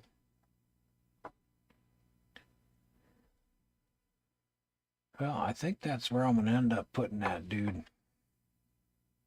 Put him right out the bottom. I need the wires to at least go down in the bottom here.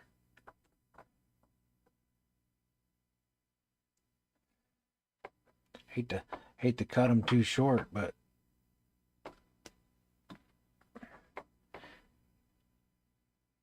you know, the sad part is the pads on that tiny little receiver are twice the size of the pads on that flight controller.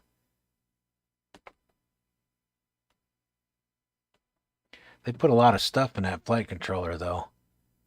I mean, you can connect a lot of stuff to it.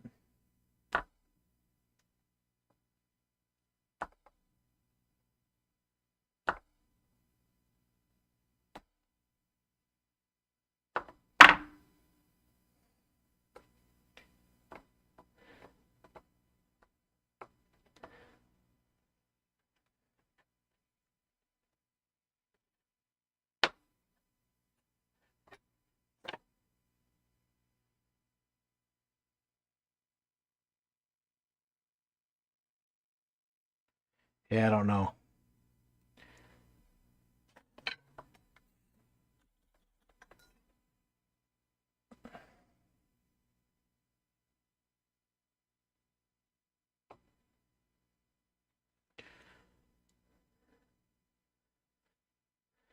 Had a Speedy B dongle that fried a flight controller.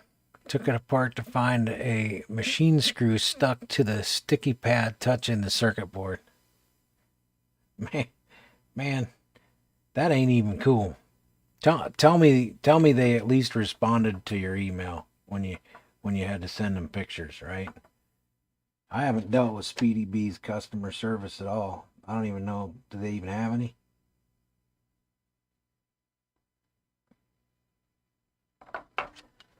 Do they even have any customer service? They would have had this receiver for a long time. I know those pads are probably a little oxidized.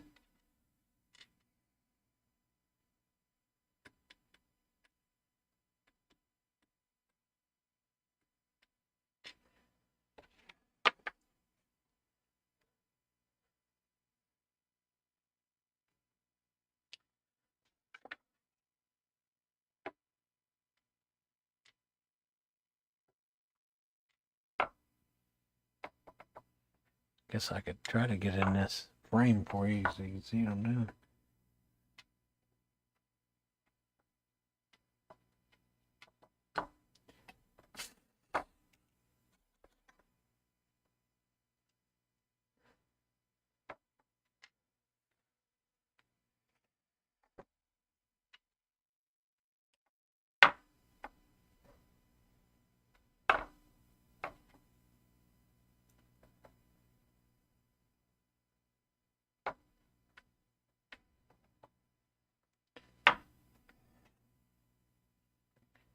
What I say, T-pad is telemetry.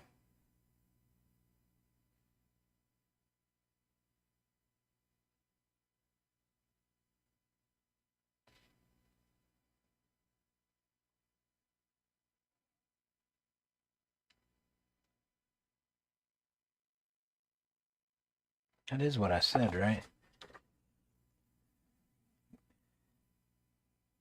T6. All right. Just make sure. Seeing if he was paying attention.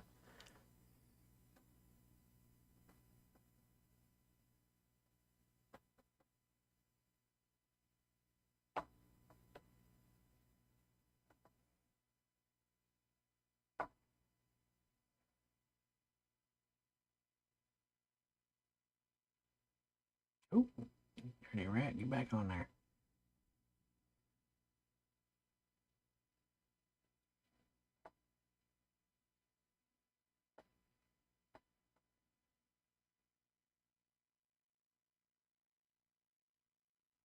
Yeah, I was thinking about kind of debating about having like a tech spec day. So our club right now is racing at a pub, and we have like a large space in the back of the pub available. Um, so we're able to fly like this. It's kind of like a banquet hall. They do weddings and stuff there, so it's a good size. You've seen on my channel racing with Buckeye FPV. But we were talking about maybe having a day where everybody could come together, like swap meet, and then I would have a bench set up with all of my gear and have a laptop, have soldering stuff, all that, so I could help people fix problems they're having. I ain't gonna sit there and build a quad for somebody, but if they just one thing that's kept them from being able to get it going, we can get it fixed for them, and then set up some channels so people can fly and then tune. So you can go out and fly your quad, and then come back and then tune on it. So you're not interrupting a race, right? You can sit there and so every 15 minutes, I was thinking, like 15 minutes of tech time, and then do like 5 minutes, depending on how many people show up, like 5 to 6 minutes of flying, and then back to 15 minutes of tech. That way people have time to get back and like actually put some thought into it. Because you know how it is when you're at home just flying around your living room or something. It's not the same as flying through gates at a race. So it's just better to see how it works out at an actual race. So what I'm going to do is I'm going to slide this down through there, put the antenna on, and then shrink tube it, and then pull it back up through. But that's after I get done. All right, so everything's mocked up. I need shorter screws for the flight controller.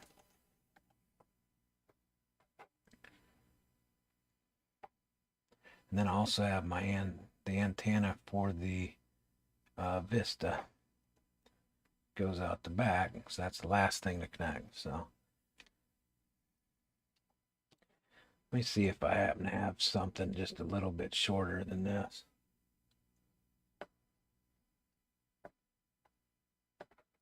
Let me see how long I need to be. See how long that dude has to be.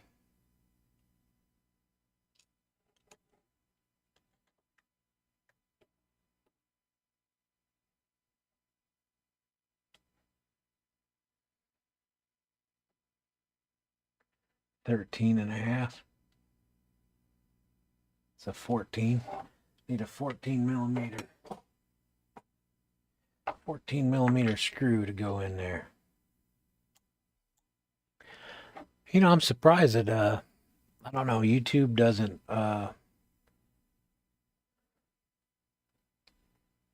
push my live streams. All the time people are like, man, I can't believe you're live. I had no idea. How did you guys know that I was live? Because I can't seem to get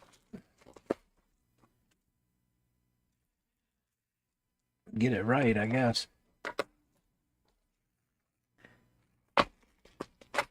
I got a 16 and a 12. So they don't make a 14.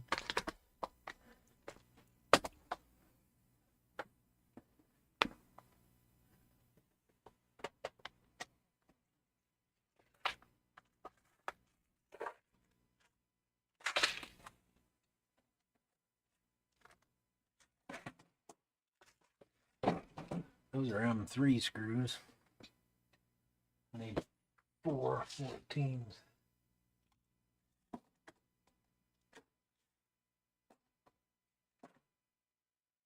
Not B. They sure don't. Then these are 12s.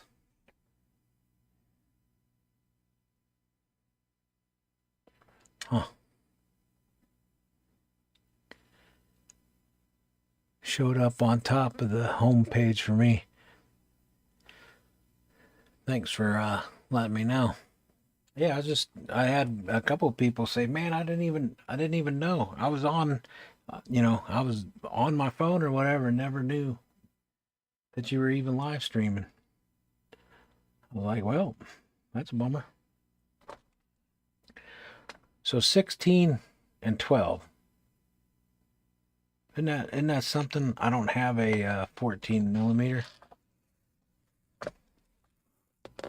And that's literally what I need, is a 14. How long is this one? Tell me I'm going to get lucky and have 3 of them.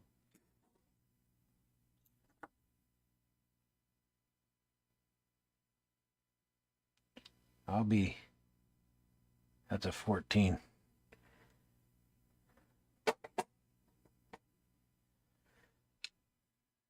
Cross your fingers. There's 2. There's 3.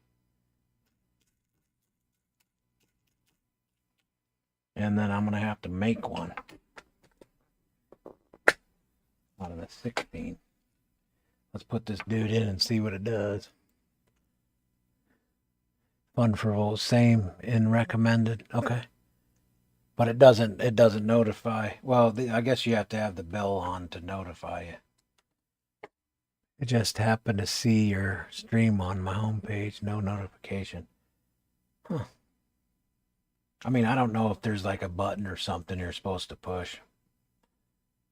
Oh, look at that. 14 millimeters. Perfect. All right. You know what I might end up doing? I may end up not putting a screw into the front of that. I might just run 3. That way,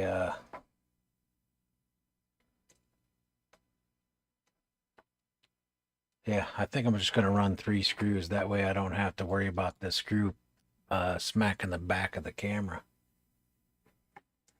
Since I only got 3, I'll run 3. I'll check black box and make sure I'm not getting a bunch of frame resonance. That's where you'd see it if it was, but I don't think it's going to hurt anything if I squish it down on that standoff good enough.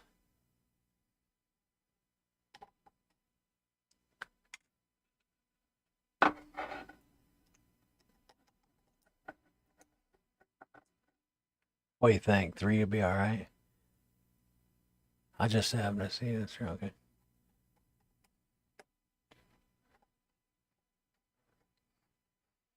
I have to admit, I'm getting a little excited because I really hate to go somewhere. I hate going somewhere with one quad. Because you know it's inevitable. If you go at one quad, you're going to smash it or something's going to happen. You're not going to be able to do a field repair or whatever. And then you're stuck hanging out. Which ain't a bad thing either. I don't mind just hanging out. I've gone to quite a few events just to hang out. But I rather at least have 2 quads to pack up.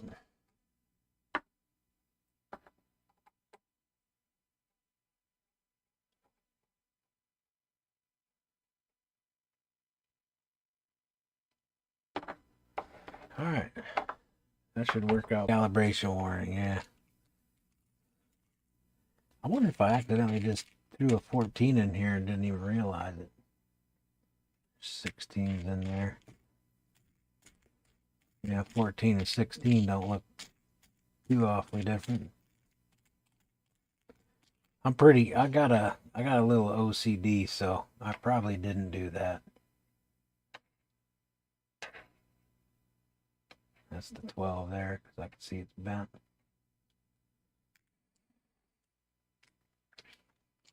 And that's something. All these screws and no 14.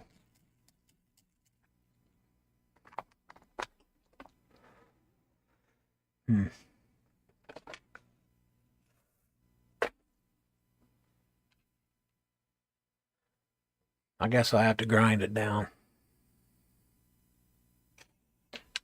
But I have to go outside for that. Can't run it. It's 12:30 at night. I can't run a grinder here because kids are sleeping right above me.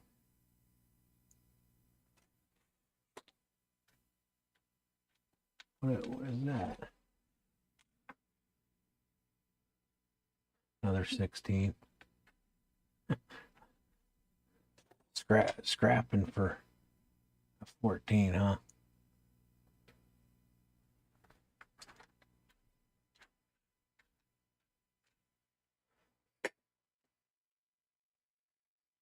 I'll tell you what.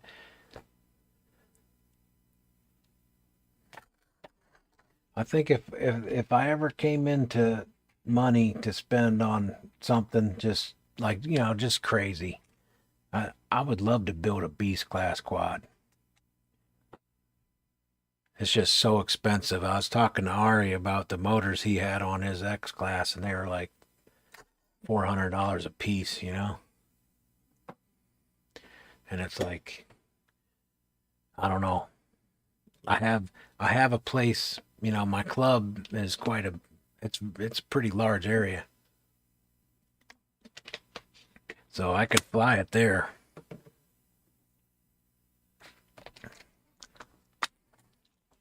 What anybody in here into helicopters? Anybody own a helicopter in here? That's kind of where I started, was 3D helicopters. It just got way too expensive.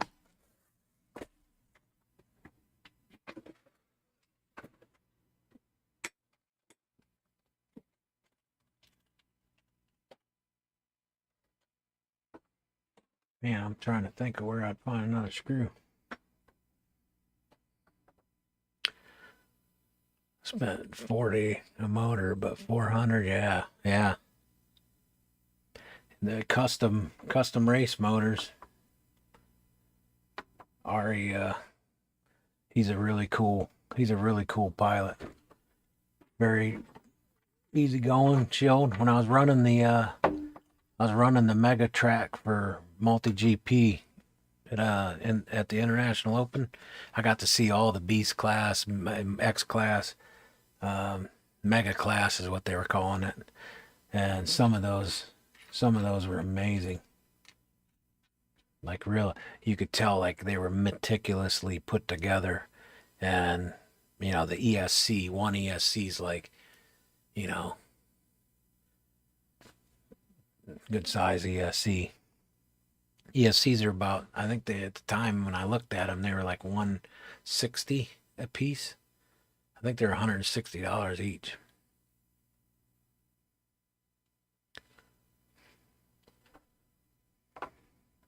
Well, I think I'm further along than what I was.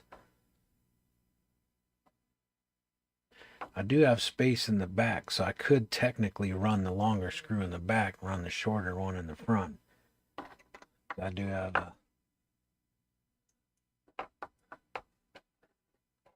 I don't know that's the only thing that VTX antenna. Yeah, I could.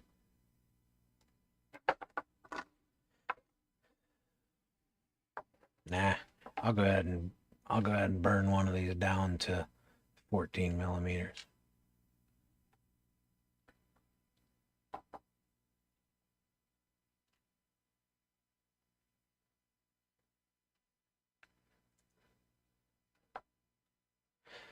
What's the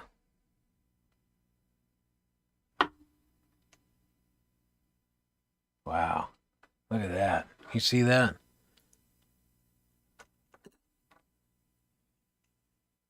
See how tight that nut is to that? I bet there ain't but a half a millimeter of space between the nut and that USB and heatsink.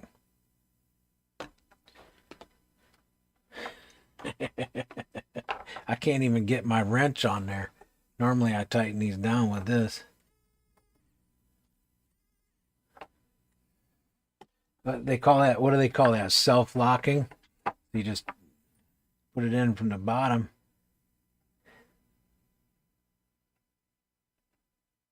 There you go. That's all you get. I'll have to put some, see that's flush and it's not going to cut the wiring. If my wiring comes across there, it ain't going to cut it, but I'll have to put some Loctite on it.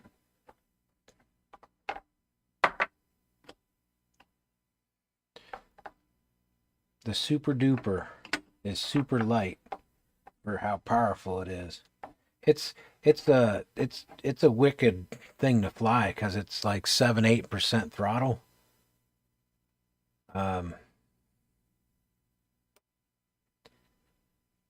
So it doesn't take much to get away from you. It's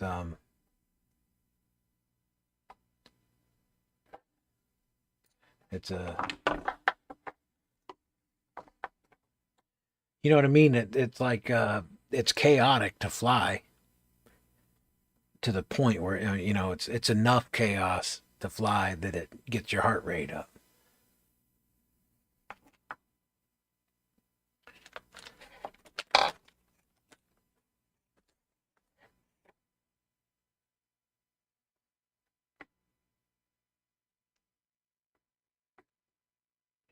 Man, there ain't no room in between here.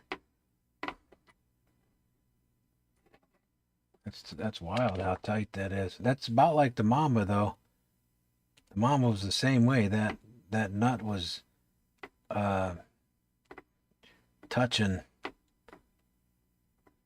the heat sink. The only problem with that is a decent, you know, just a light crash, really. I mean, it doesn't even have to be that bad of a crash.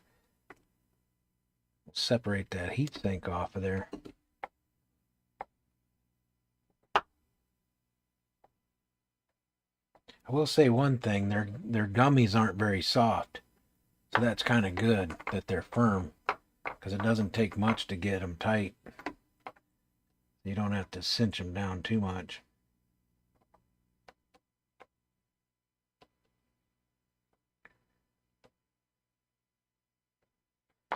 Then I'll just put a little Loctite on her. Cinch this one down just a little bit more. Yeah, maybe a little too much.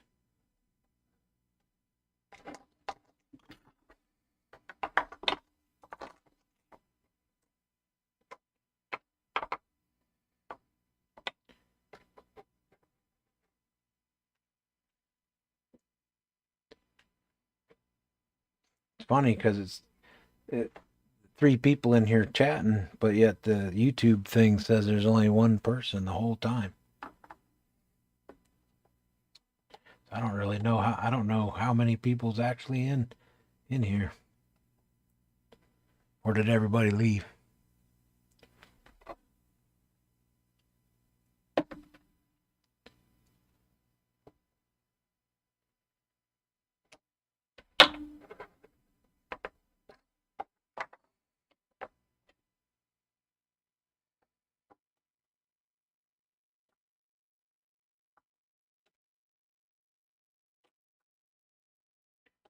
Yeah, I've gone through quite a few flight controller. Still hanging, Morton. I've gone through quite a few flight controllers over the vast time that I've been messing with this thing. I tried the Beta FPV all-in-one, you know, one of their first iterations, the HGLRC.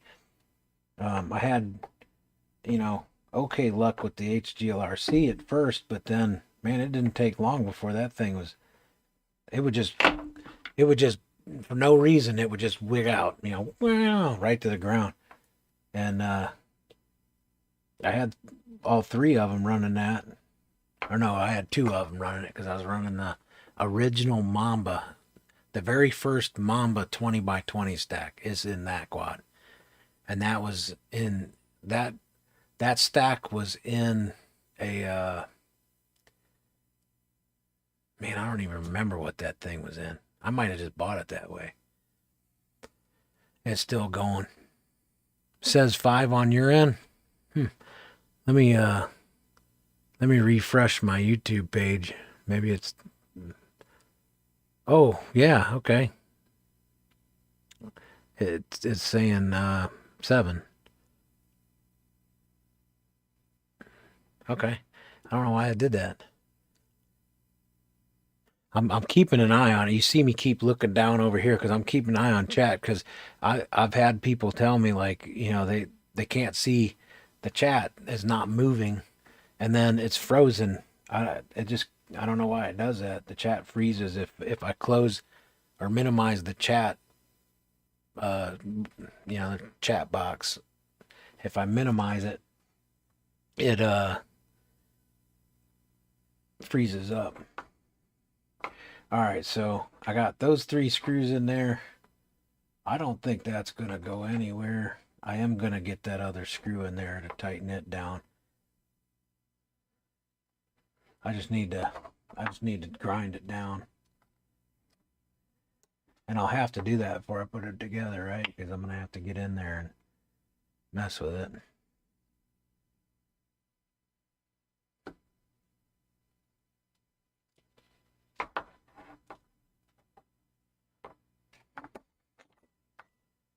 I don't have my tool on me. I actually had a tool that used to shear these cleanly, M2, but I don't have it anymore.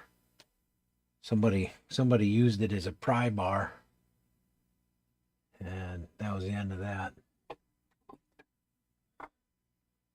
I don't know.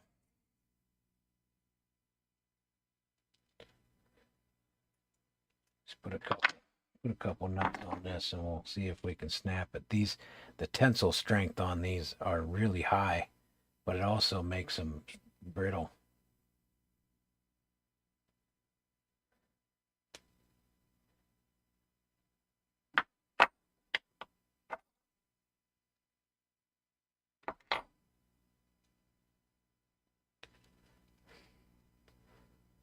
HGRC was probably a BMI 270. Mamba was MP 6000. Yeah, the Mamba definitely has the MPU 6000. I know at the time with the BMI, they were having issues figuring that one out.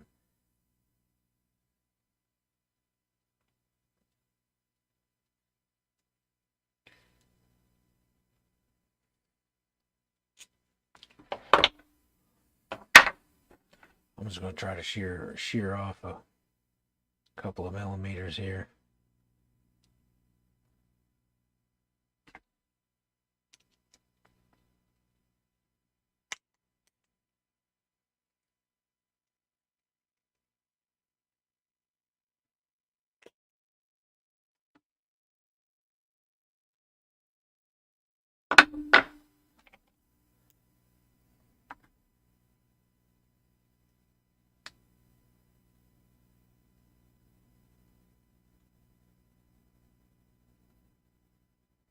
Yeah,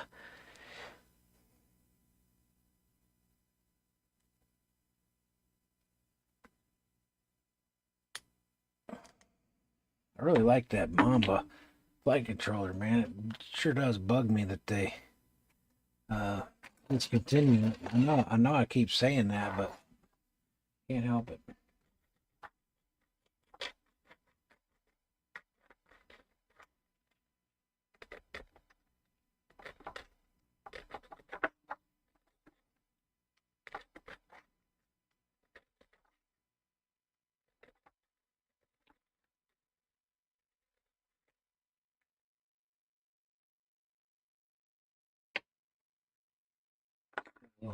Still a little sharp on the edge there.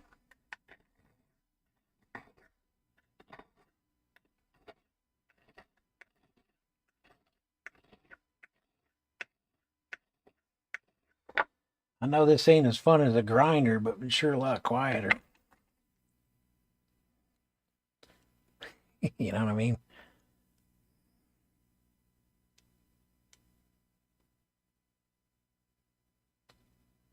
All right. Throw that one away.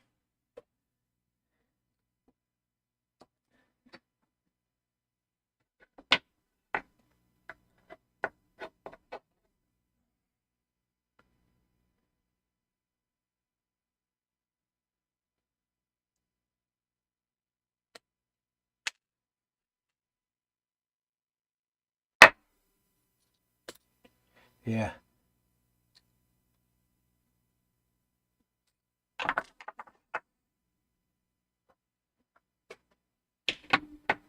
All right. Let's see what we ended up with. It'd be nice if this was about 13 and a half.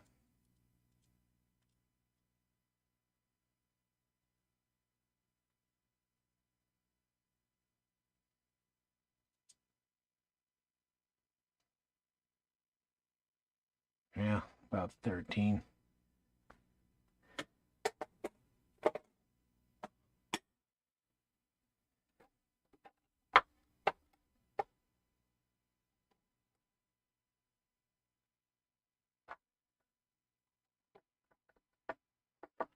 Good enough for government work.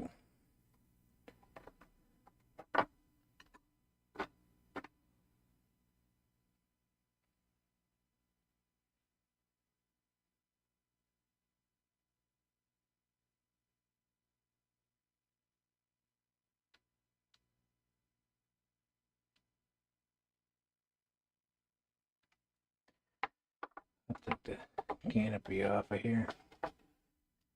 That's the fun thing, right? Put it together, take it apart. Put it together, take it apart.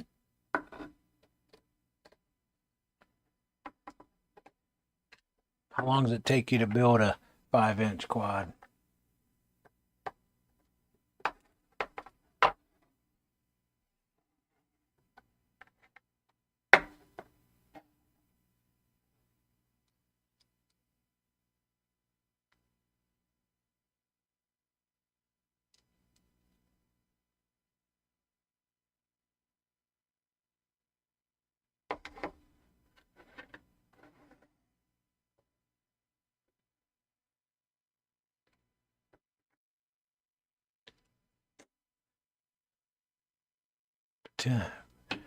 Depends how pimped out it is. Yeah.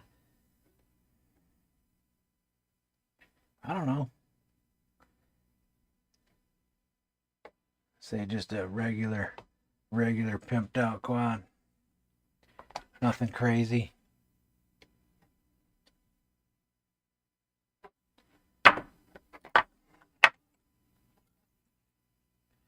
Nothing wild. Just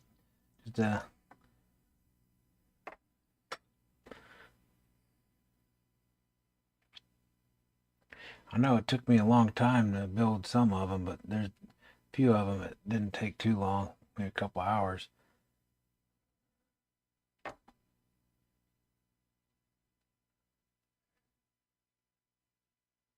Man, that's a bummer that you can't get any tool whatsoever inside there. Look at that. That is absolutely unbelievable how tight that is. Can't get anything in there.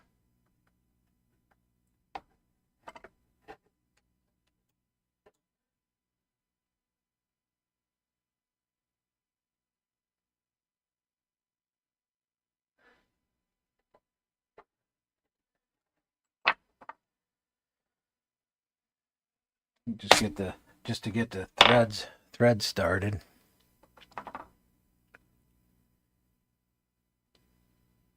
Stock build 4 hours. The ones that are artwork 20 to 30 hours. Man, I tell you what, 20 to 30 hours. Now you're talking my language. I don't know. For me, it's kind of therapeutic. I don't really rush a build. I like to take my time. And now that I've gotten more into 3D, doing CAD designs and 3D printing, it's kind of changed things for me because before it was like I can't tell you how many quads I had pieces of wood in. Like I would go out and I would, you know, take a piece of wood and make the part that I needed, or and now with CAD, it's like you can sketch out the design in your mind.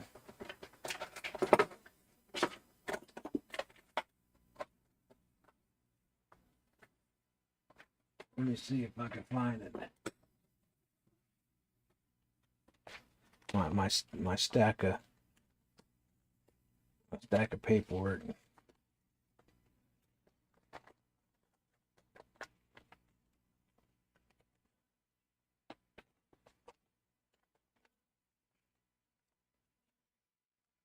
Agree. Something like that, where you could just kind of sketch it out, in your mind, and then add some numbers to it, and then go CAD it, and then print it. Has really changed the game, but it's created such a longer process of building. But I don't mind it. It's kind of therapeutic, really. It's 1 o'clock in the morning, and kind of enjoying it. Live streaming at the same time does add stress to the mix. I have to admit, there's some added stress, to, I don't know.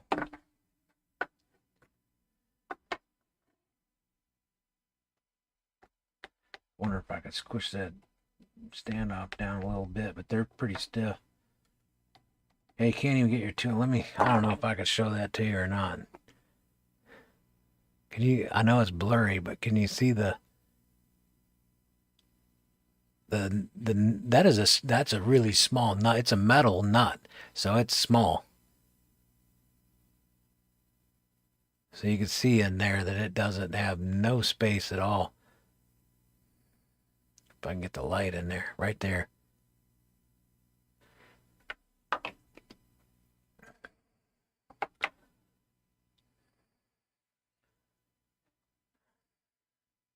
Did a Pac-Man build a few years ago. Lightning was insane. Or the lighting was insane. Yeah.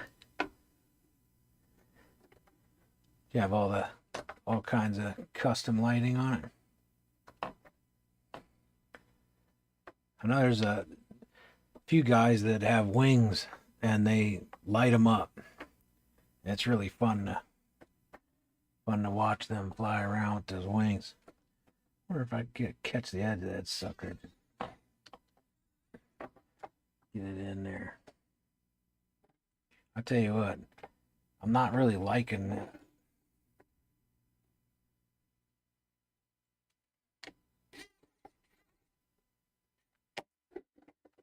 I'm gonna have to call it good though. Can't get too particular, or I'll never be able to build anything.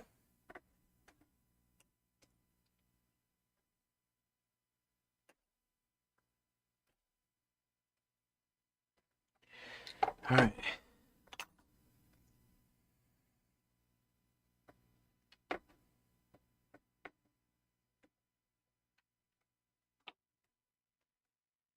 We got our Vista up here. Got the receiver to go down behind the camera there. So we'll get him down in there. Get the camera put back in. Be rocking and rolling before you know it. I'm kind of at the point right now where, yeah, you get so tired you start thinking.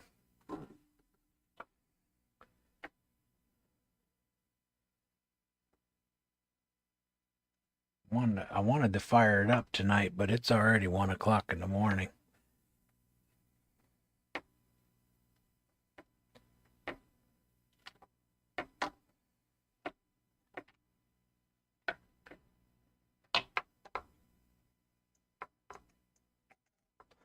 Those days where I could stay up all night long and go to work all day and then stay up half the night the next night, those days are over.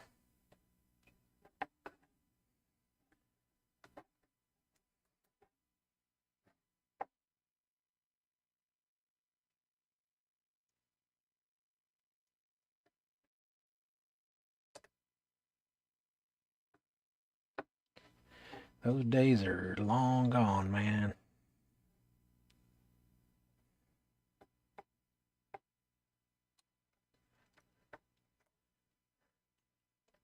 Five more hours left on my shift.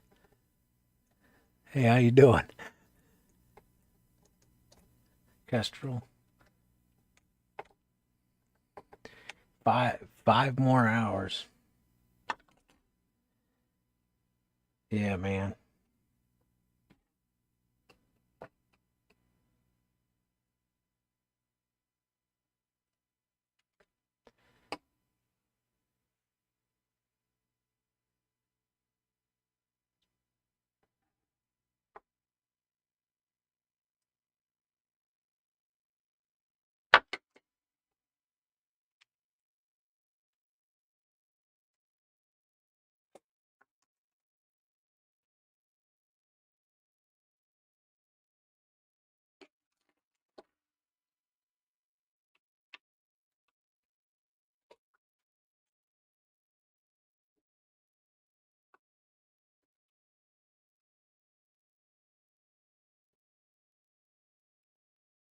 Trying to put 5 pounds of stuff in a 1 pound bag, right?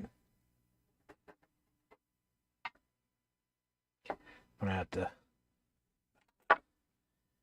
gonna have to do this the easy way.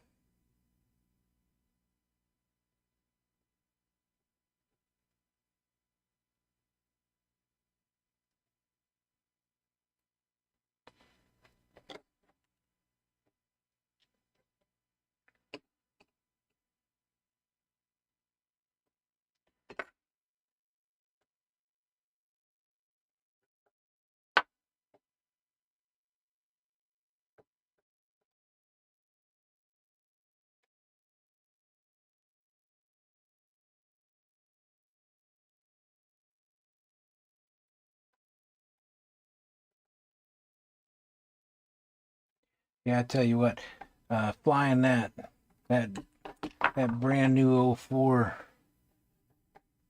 man, that thing is something. I got a video, so let me refresh my screen. I'm curious to wonder how many people are actually in here.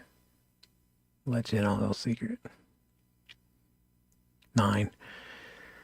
Patchy Smoke, how's it going? 12-hour swing shift at a power plant. Man, I used to run 12-hour shift swings at a printing facility.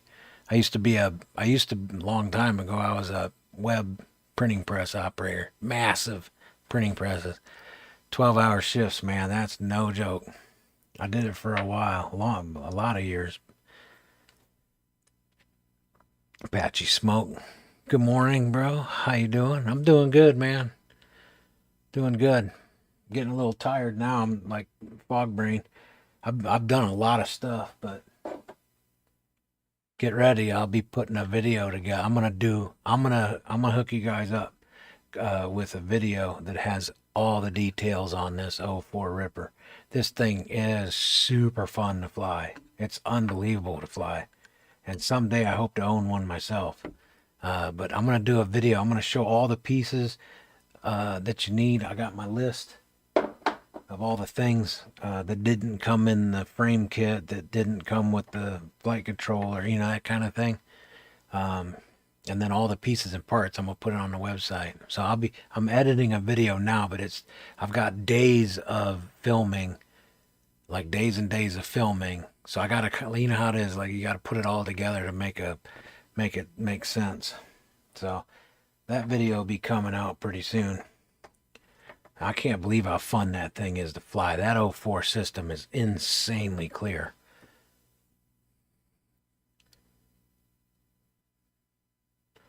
No school or work tomorrow, and I'm sitting here drinking Mountain Dew. I'm having me some Mountain Dew. I don't know, it's 1 o'clock in the morning here. I sound like a kid. Yeah, man. Go have you a Mountain Dew. Days and nights in the same week. Been doing it 24 years so far. Man.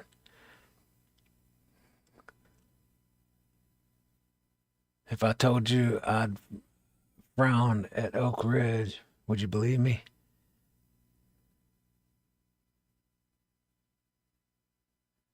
If I told you I'd frown at Oak Ridge, would you believe me?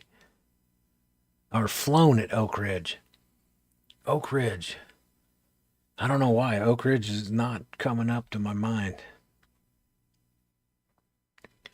Patchy says, cool looking forward to it. Yeah, man.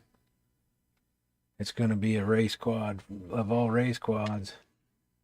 I'm kind of interested to see, like, when he comes to the race with that thing, is it like, what is that going to do to the other pilots there? You know, because so far we've had to run DJI guys all on their own, and the timing has not been good for them. Old nuclear plant. Oh, the Oak Ridge nuclear plant.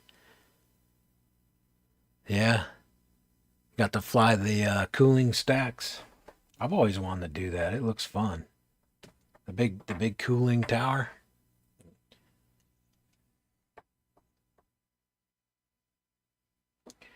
Not sure exactly how I want to wind that up in there yet.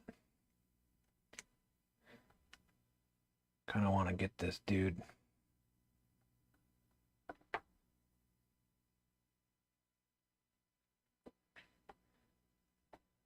want to give it a little bit of a twist, but I don't want to kink it. You can only wind it so much before it'll kink.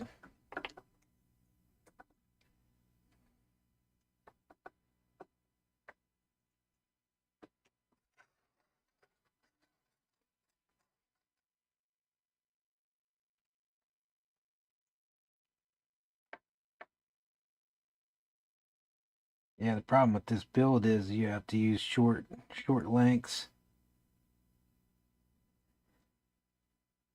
You know, do everything you can to not make it weigh any more than it needs to.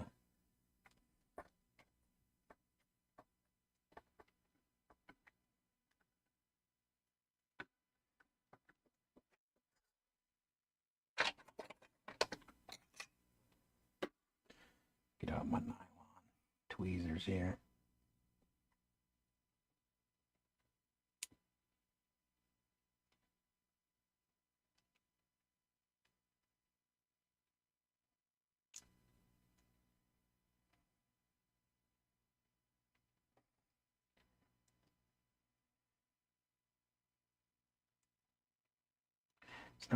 It's not too bad taking those off, but putting them on is quite something.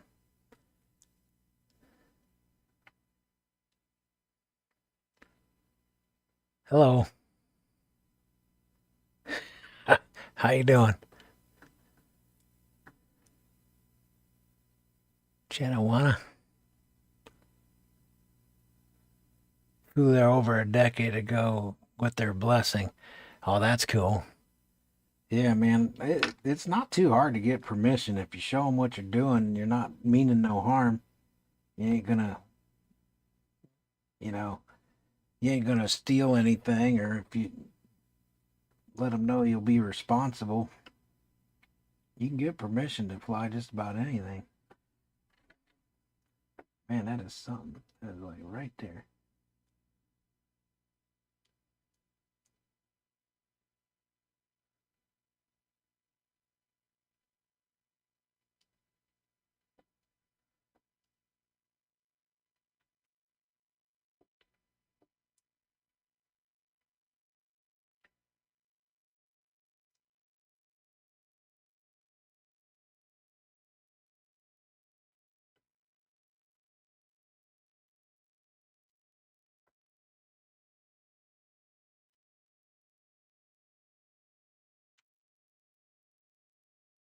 All right.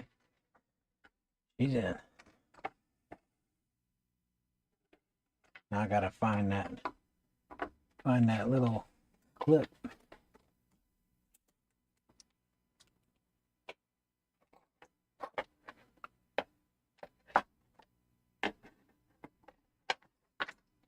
I dumped everything out on here, now I gotta find it. There it is. Yeah, I was smart. Put that dude in a baggie.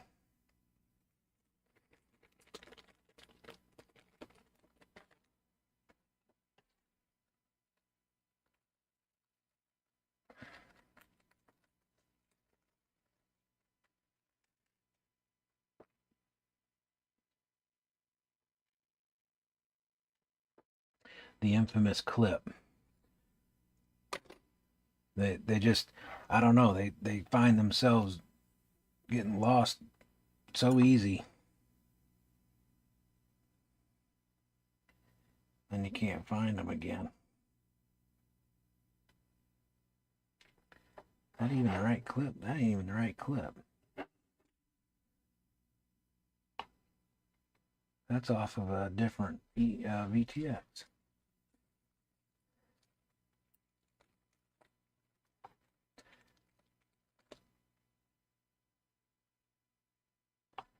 Well, that's a bummer. I thought I had the right one, but I don't.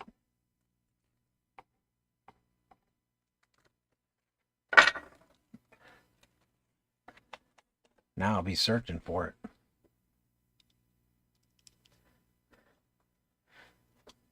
Yeah, we're getting closer to it. It's she's about done. I do need to find that clip. I'll look for that at another time. I think that one is actually for the VTX UFL to retain that.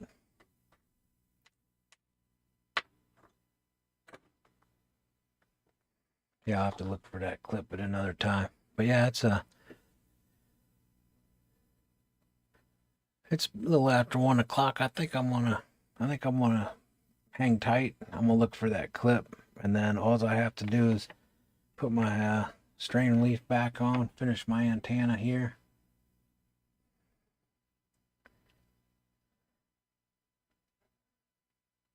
Shrink tube that dude. It'll slide right up in there. And then I'll just put a little hot glue on her to keep her from moving around. And then I'll go rip this dude. It's pretty tight. You can see there ain't a whole lot of space left over.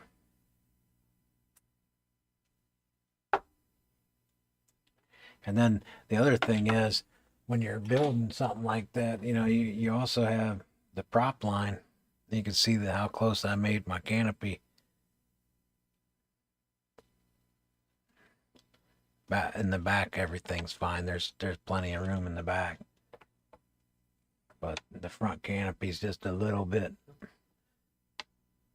tight.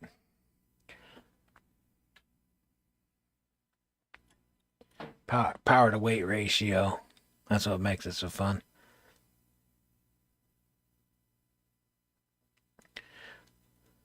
Well, I'll tell you what, I'm gonna look for that clip. I know I got one around here somewhere. And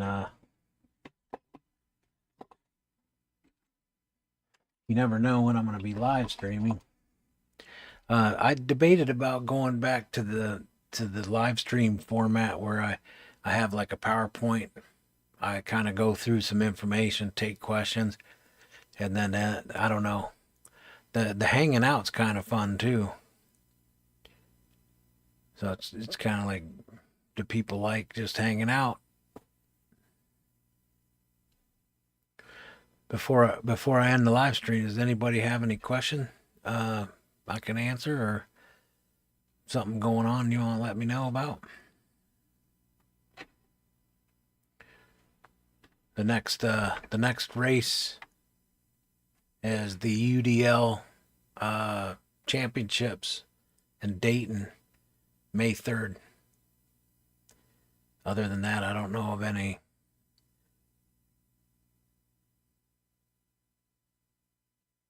You're gonna be there? Heck yeah.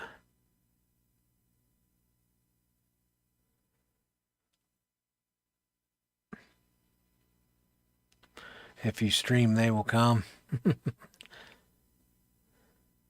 Yeah, last year. Yeah, it's fun. I like it. It's this whole year I raced 65 millimeter guys. Oh, I don't have my trophy with me. I was racing 65 millimeter guys all season. From our season started in November, and our last race was this past Sunday. I came in fourth overall for the season. Um, for the just whooping season. But it was open class 1S, but everybody was racing 65 millimeter.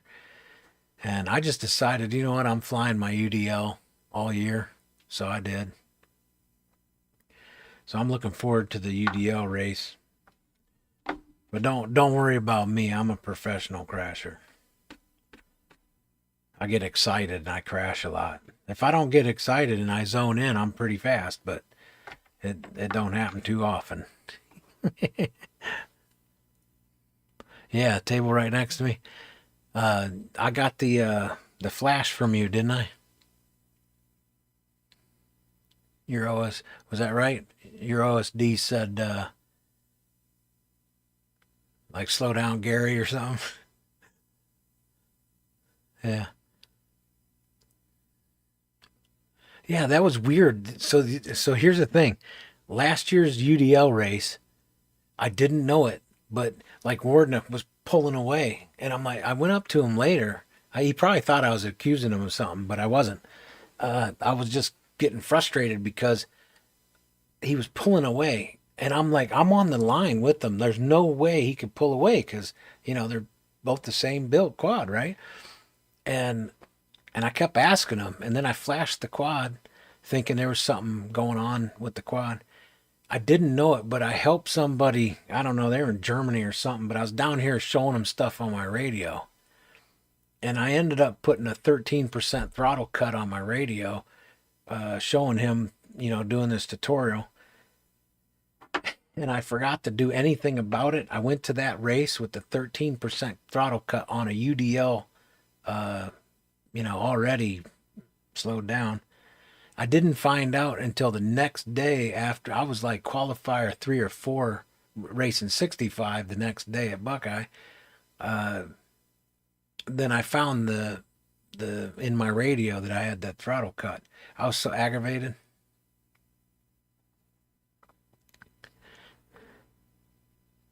Yeah.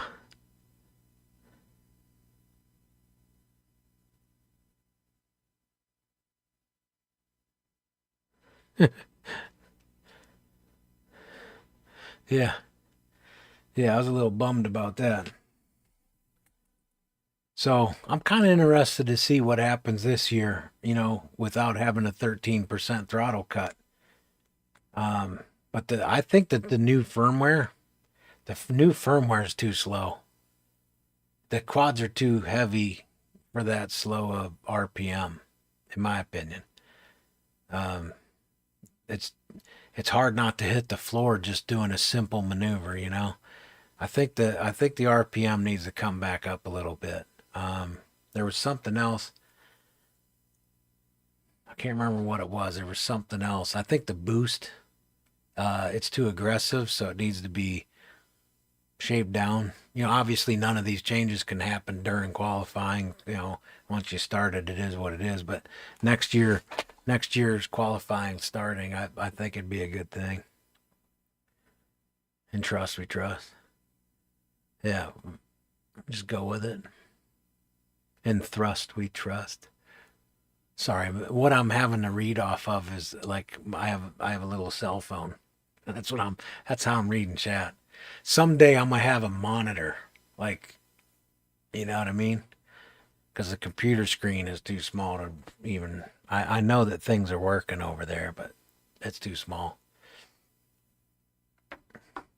Yep. I think next year, if we just get that boost, bring that boost aggressiveness down a little bit. I don't know about you. Every time I mash the button, I crash. It just goes straight up, or I don't know. It's just it's too different. It's too aggressive. Man, I know it's like 1:20 in the morning, but I really want to just get this thing buttoned up and go fly it.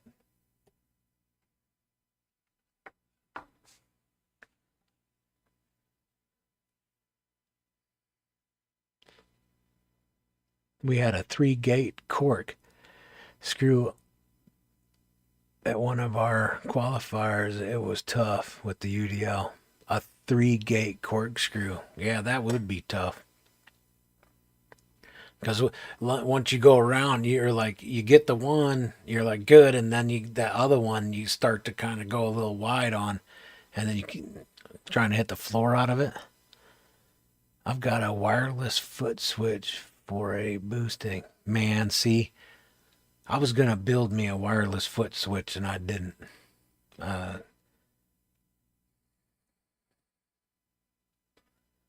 could program it through the trainer port, right? Oh, wireless foot switch.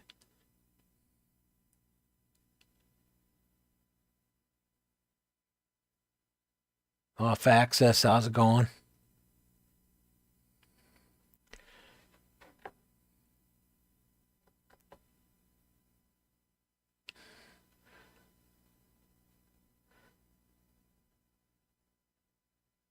It's easy.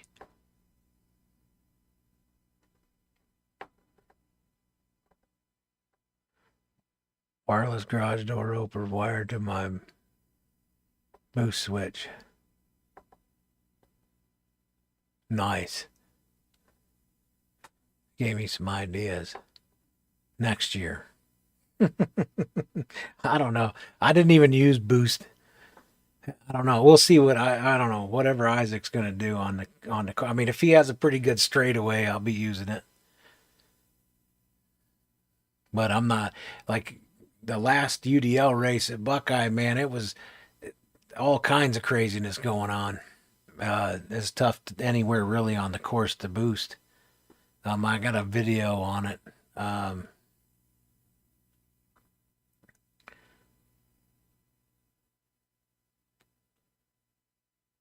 Flew 3D today through some gaps, working on tuning the 5-inch. Yeah, man. You 3D in the 5-inch. Hey, I appreciate it, off access. Good vibes, man. Thank you. I'm gonna step on the pedal, it activates it. Yeah. You gonna do a tutorial on that? Foot switch. Actually don't like doing it. Takes my concentration away from flying. It does. I'm a terrible enough pilot. It doesn't take much to take my attention off. You know, like if whoever's announcing the race, if they call me out of position, I'm done. Because I'll think about like, no, I'm actually in second. I'm not in fourth, or I'm not in first. I'm in third or fourth. You know what I mean?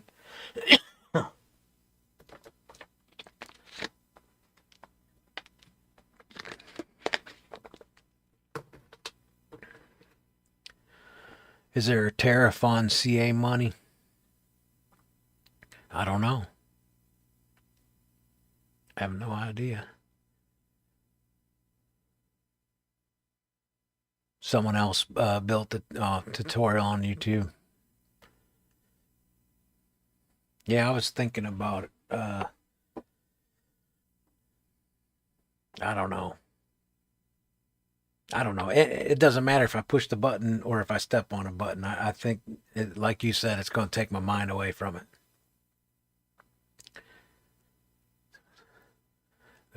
Off access, building a new foam wing with dual motors. Man, a wing with 2 motors. That's going to be a ripper. I don't know if anybody here had gone to the FPV, so the ready-made FPV Fest at Flight Test headquarters. They had a bunch of wings there, and I remember being kind of awestruck at the Drake, just massive wing, and it had two motors. It was loud because of the vibration of those motors and props. It would just amplify through that huge body of that wing. It was so fun to watch it go by. Um, I've never really got into wings. I've thought about it. I just don't have that much space to fly. I don't like flying over private property. It kind of wigs me out. Build a new phone. I'll send you the link. All right, cool.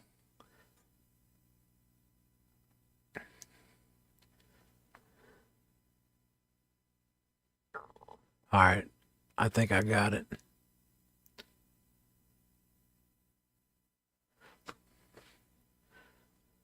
Go new foam wing. Man, I tell you what, there's so many things that I'd like to have.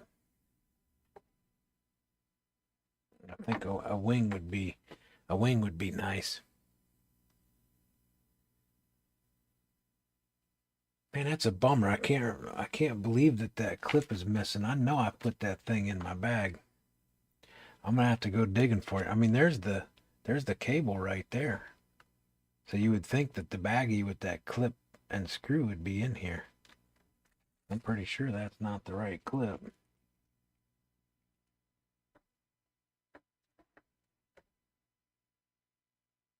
Yeah, clip is really long.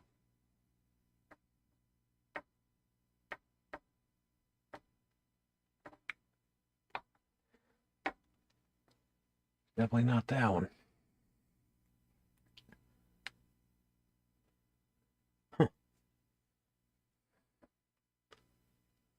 Morton, you hung in there for the long run, man. You have a great night.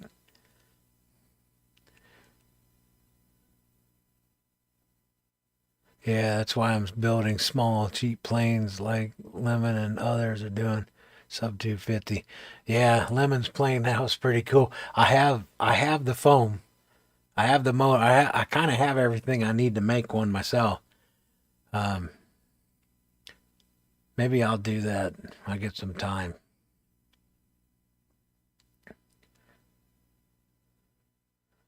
Off access subbed. Kessler. That's cool, man.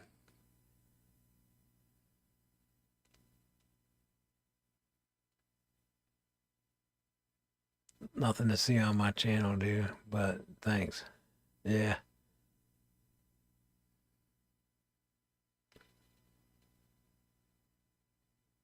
it's looking good. Keep it going. Edge, how you doing?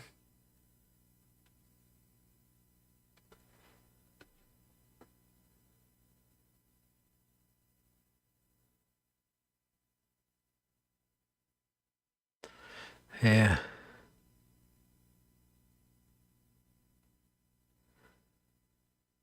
yeah.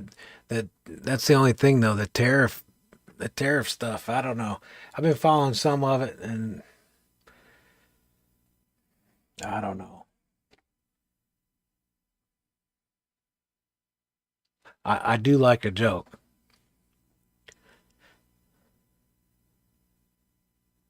I'm on the second build of it because I killed the first one. Worked, but I crashed hard. Yeah, I think what was it? The volunteers at IO got a bag, and in that bag was a foam plane, and that's the one I've got out hanging in the garage, ready to go for a lemon build. Yeah, the tariff thing changes daily. It's just, I guess the thing that bothers me about it, it's not really the tariff or the stuff going on. It's the people arguing, because these are people in the community. They're arguing over it, and it's like this stuff is this stuff is gonna change by the minute. You know, it's It's like one of them things you don't talk about religion or politics with family or strangers. And people are getting like pretty heated about it. And it's like, I don't know.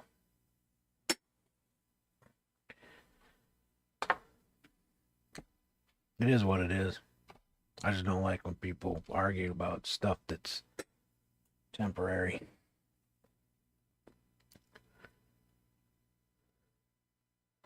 Yeah. Man, I don't want to end the stream. I don't want to stop building this and shut it all down, but my eyes are skidding across my eyeballs. Y'all want to look at this one more time? I can't wait to give this thing to him, man. He's gonna love it. He's gonna love this thing. I'm gonna have to admit something to you. This is probably the funnest quad that I've flown in a long time. It is wicked fast. At 45, Evan, turn it so you can see it. Evan Turner sent me this 45-degree canopy, and this thing is absolutely wicked fast. And with the O3 video, man, I tell you what, my heart was absolutely pounding. I could feel my chest, like I could feel my heart pounding on my chest flying that thing. Very fun. And Sugar K, his tune, the preset tune I put on that, ESC settings and everything, it worked out real good.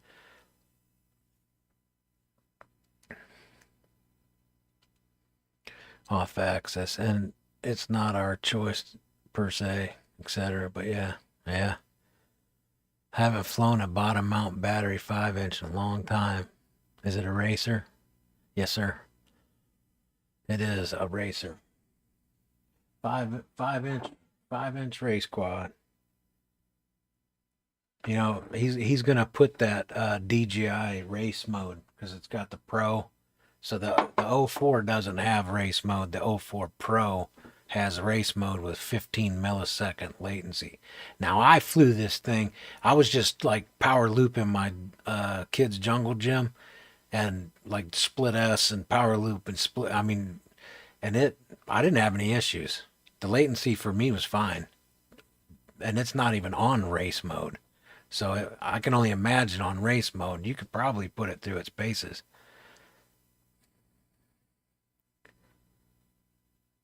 They're a little late to the party, but hope all are well. How's it going? Trig?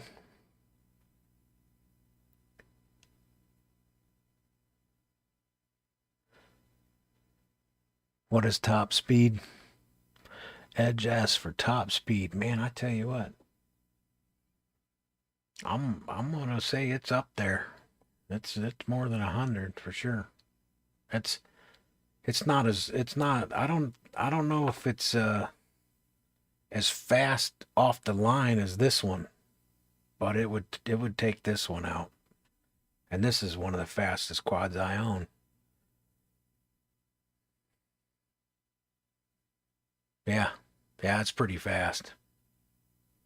That's the T-Motor F40 motors with a decent aggressive prop.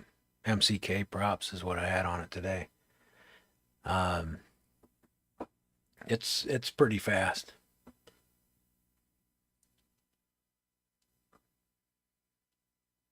Open class racers generally 100 mile, pretty easy. Yeah. I don't know. I'd say I don't know if it's 120, but it's above 100 for sure. I only flew it at 99.99 mile an hour. I didn't go over 99.99 hour. So, but I could tell it would do it.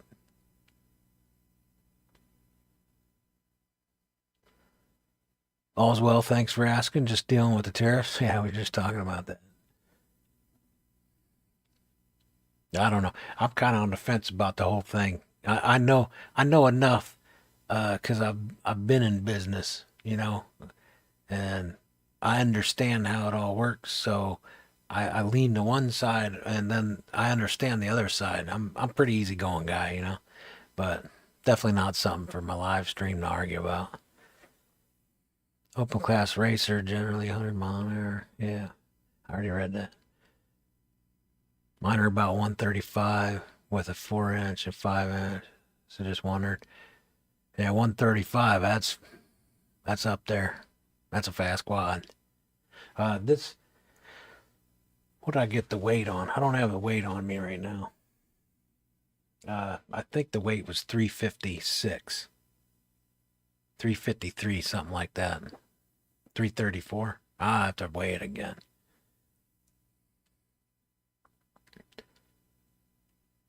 Have ordered a few things from AliExpress. Hopefully I'll get them in before May 2nd deadline. Yeah. Hopefully you get them. Last order I got from AliExpress, I never received it, but it's a United States Postal Service deal as far as I know. Are you racing the Edge FPV? Oh, Off Access is asking you, Edge, if you're racing. Of course.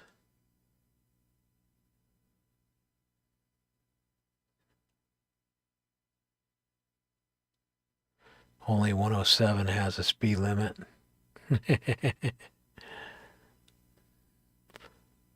Fly 0 degrees on my drones. Flying fast isn't my thing anymore. 3D mode. Yeah. So in 3D mode you're flying 0 camera angle. I don't think I could do that. I'd be looking at the ground the whole time. When I fly 3D, I fly 30 degree. I fly 30-degree camera angle when I fly 3D. He lost 2 HDZ boards to the United States Postal Service. That sucks. Man, I tell you what, I had an order. It was, a few years back when I had money. I ordered a bunch of stuff from Race Day Quads. I mean, we're talking like almost $400 probably worth of stuff. And it was gone, like nobody could figure it out. And then they like sent me the information to file a lost order or whatever, and it showed up that next day. Like they totally lost it, and they didn't even know where it was, and then it ended up showing up the next day after being gone for, God knows where it went. It could have went to Chicago and then back to Florida, and then who knows. 44809, you can go fast.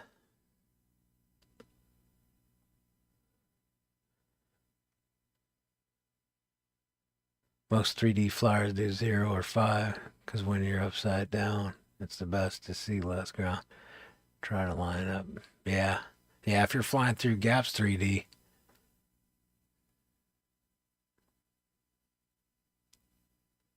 I might fly kind of weird 3D then. I don't know. I fly 30-degree camera angle. Maybe 25. Repairs on the way back from China. What'd you get repaired? I never had any. Never had any with AliExpress. Been using it for years now. Never had any issues with Ali. Yeah, I'm pretty sure my issue was shipping. I used to order, like back in the day, I used to order a lot of stuff from Banggood. And it was always fun, because you'd open the mailbox and there'd be something in there, and it took so long to get it that you forgot you ordered it. So it was always a surprise to get something from Banggood. I mean, it would take 6 weeks. Y'all ever seen my Andy RC inspired drone? This is one of my first FPV quadcopters.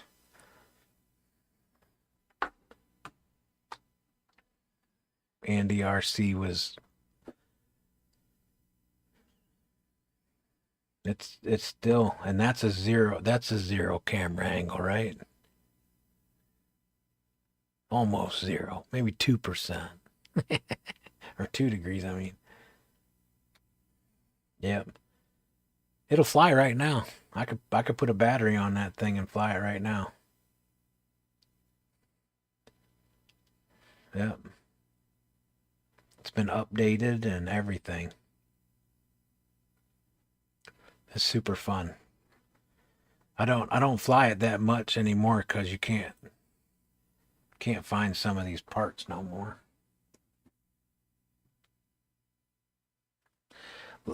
Lord knows I have enough motors, because they only last like 12 flights. Man, going brushless was such an amazing thing.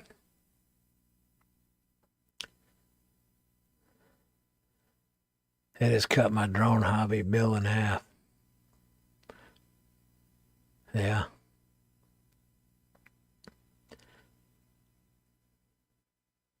All the HTZ boards were repairs. Man, that's a bummer.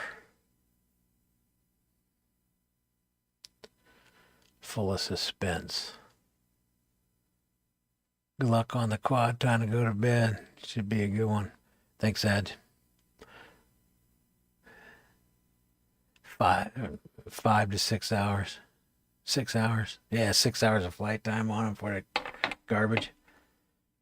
Remember when they came out with I don't know, they they were always boring and just chrome, you know what I mean? Then they started coming out with like etched and then different like rainbow colored, and I don't know. I never bought into all that. I just tried to buy them as cheap as I could and as much bulk as I could. And brush motors go so fast. And then they came out with the small ones. So that was their 8020s, and then they came out with, was it 720, 7020s, and those were even worse. Yeah.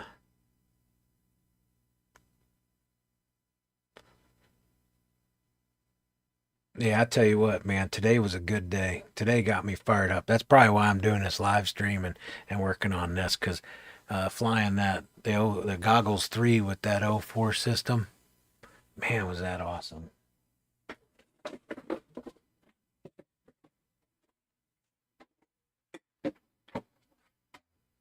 Because this is my first FPV experience. Samsung Galaxy 3 cell phone in a VR box. It still works. So to go from to go from that to the goggles 3 '04, man, that's something else. Well, hey, I tell you what, I'm gonna go ahead and wrap it up. Mine were Amway Commander V2s. Man, I remember when they first came out. It was they were the cat's meow. They were built in, light, super sleek. All of my buddies, including myself, with our big giant foam box goggles, were so envious. Amway, they had the best antennas. I still have their clover leaves, the ones that had the clip-on plastic hub to keep them in tune. Best antenna. Yeah, you still got them. That's cool. Wonder if the faceplate has turned to dust. You gotta wrap it up. Yeah, I do. I'll keep talking. I'm gonna wrap. I'm gonna head to bed. I appreciate everybody coming in, hanging out with me during this. Uh, yeah, I'll get something put together. We'll get some information out. Yeah, the foam's trash. But yeah, y'all have a great night. Thanks again for joining and hanging out. Sweet dreams.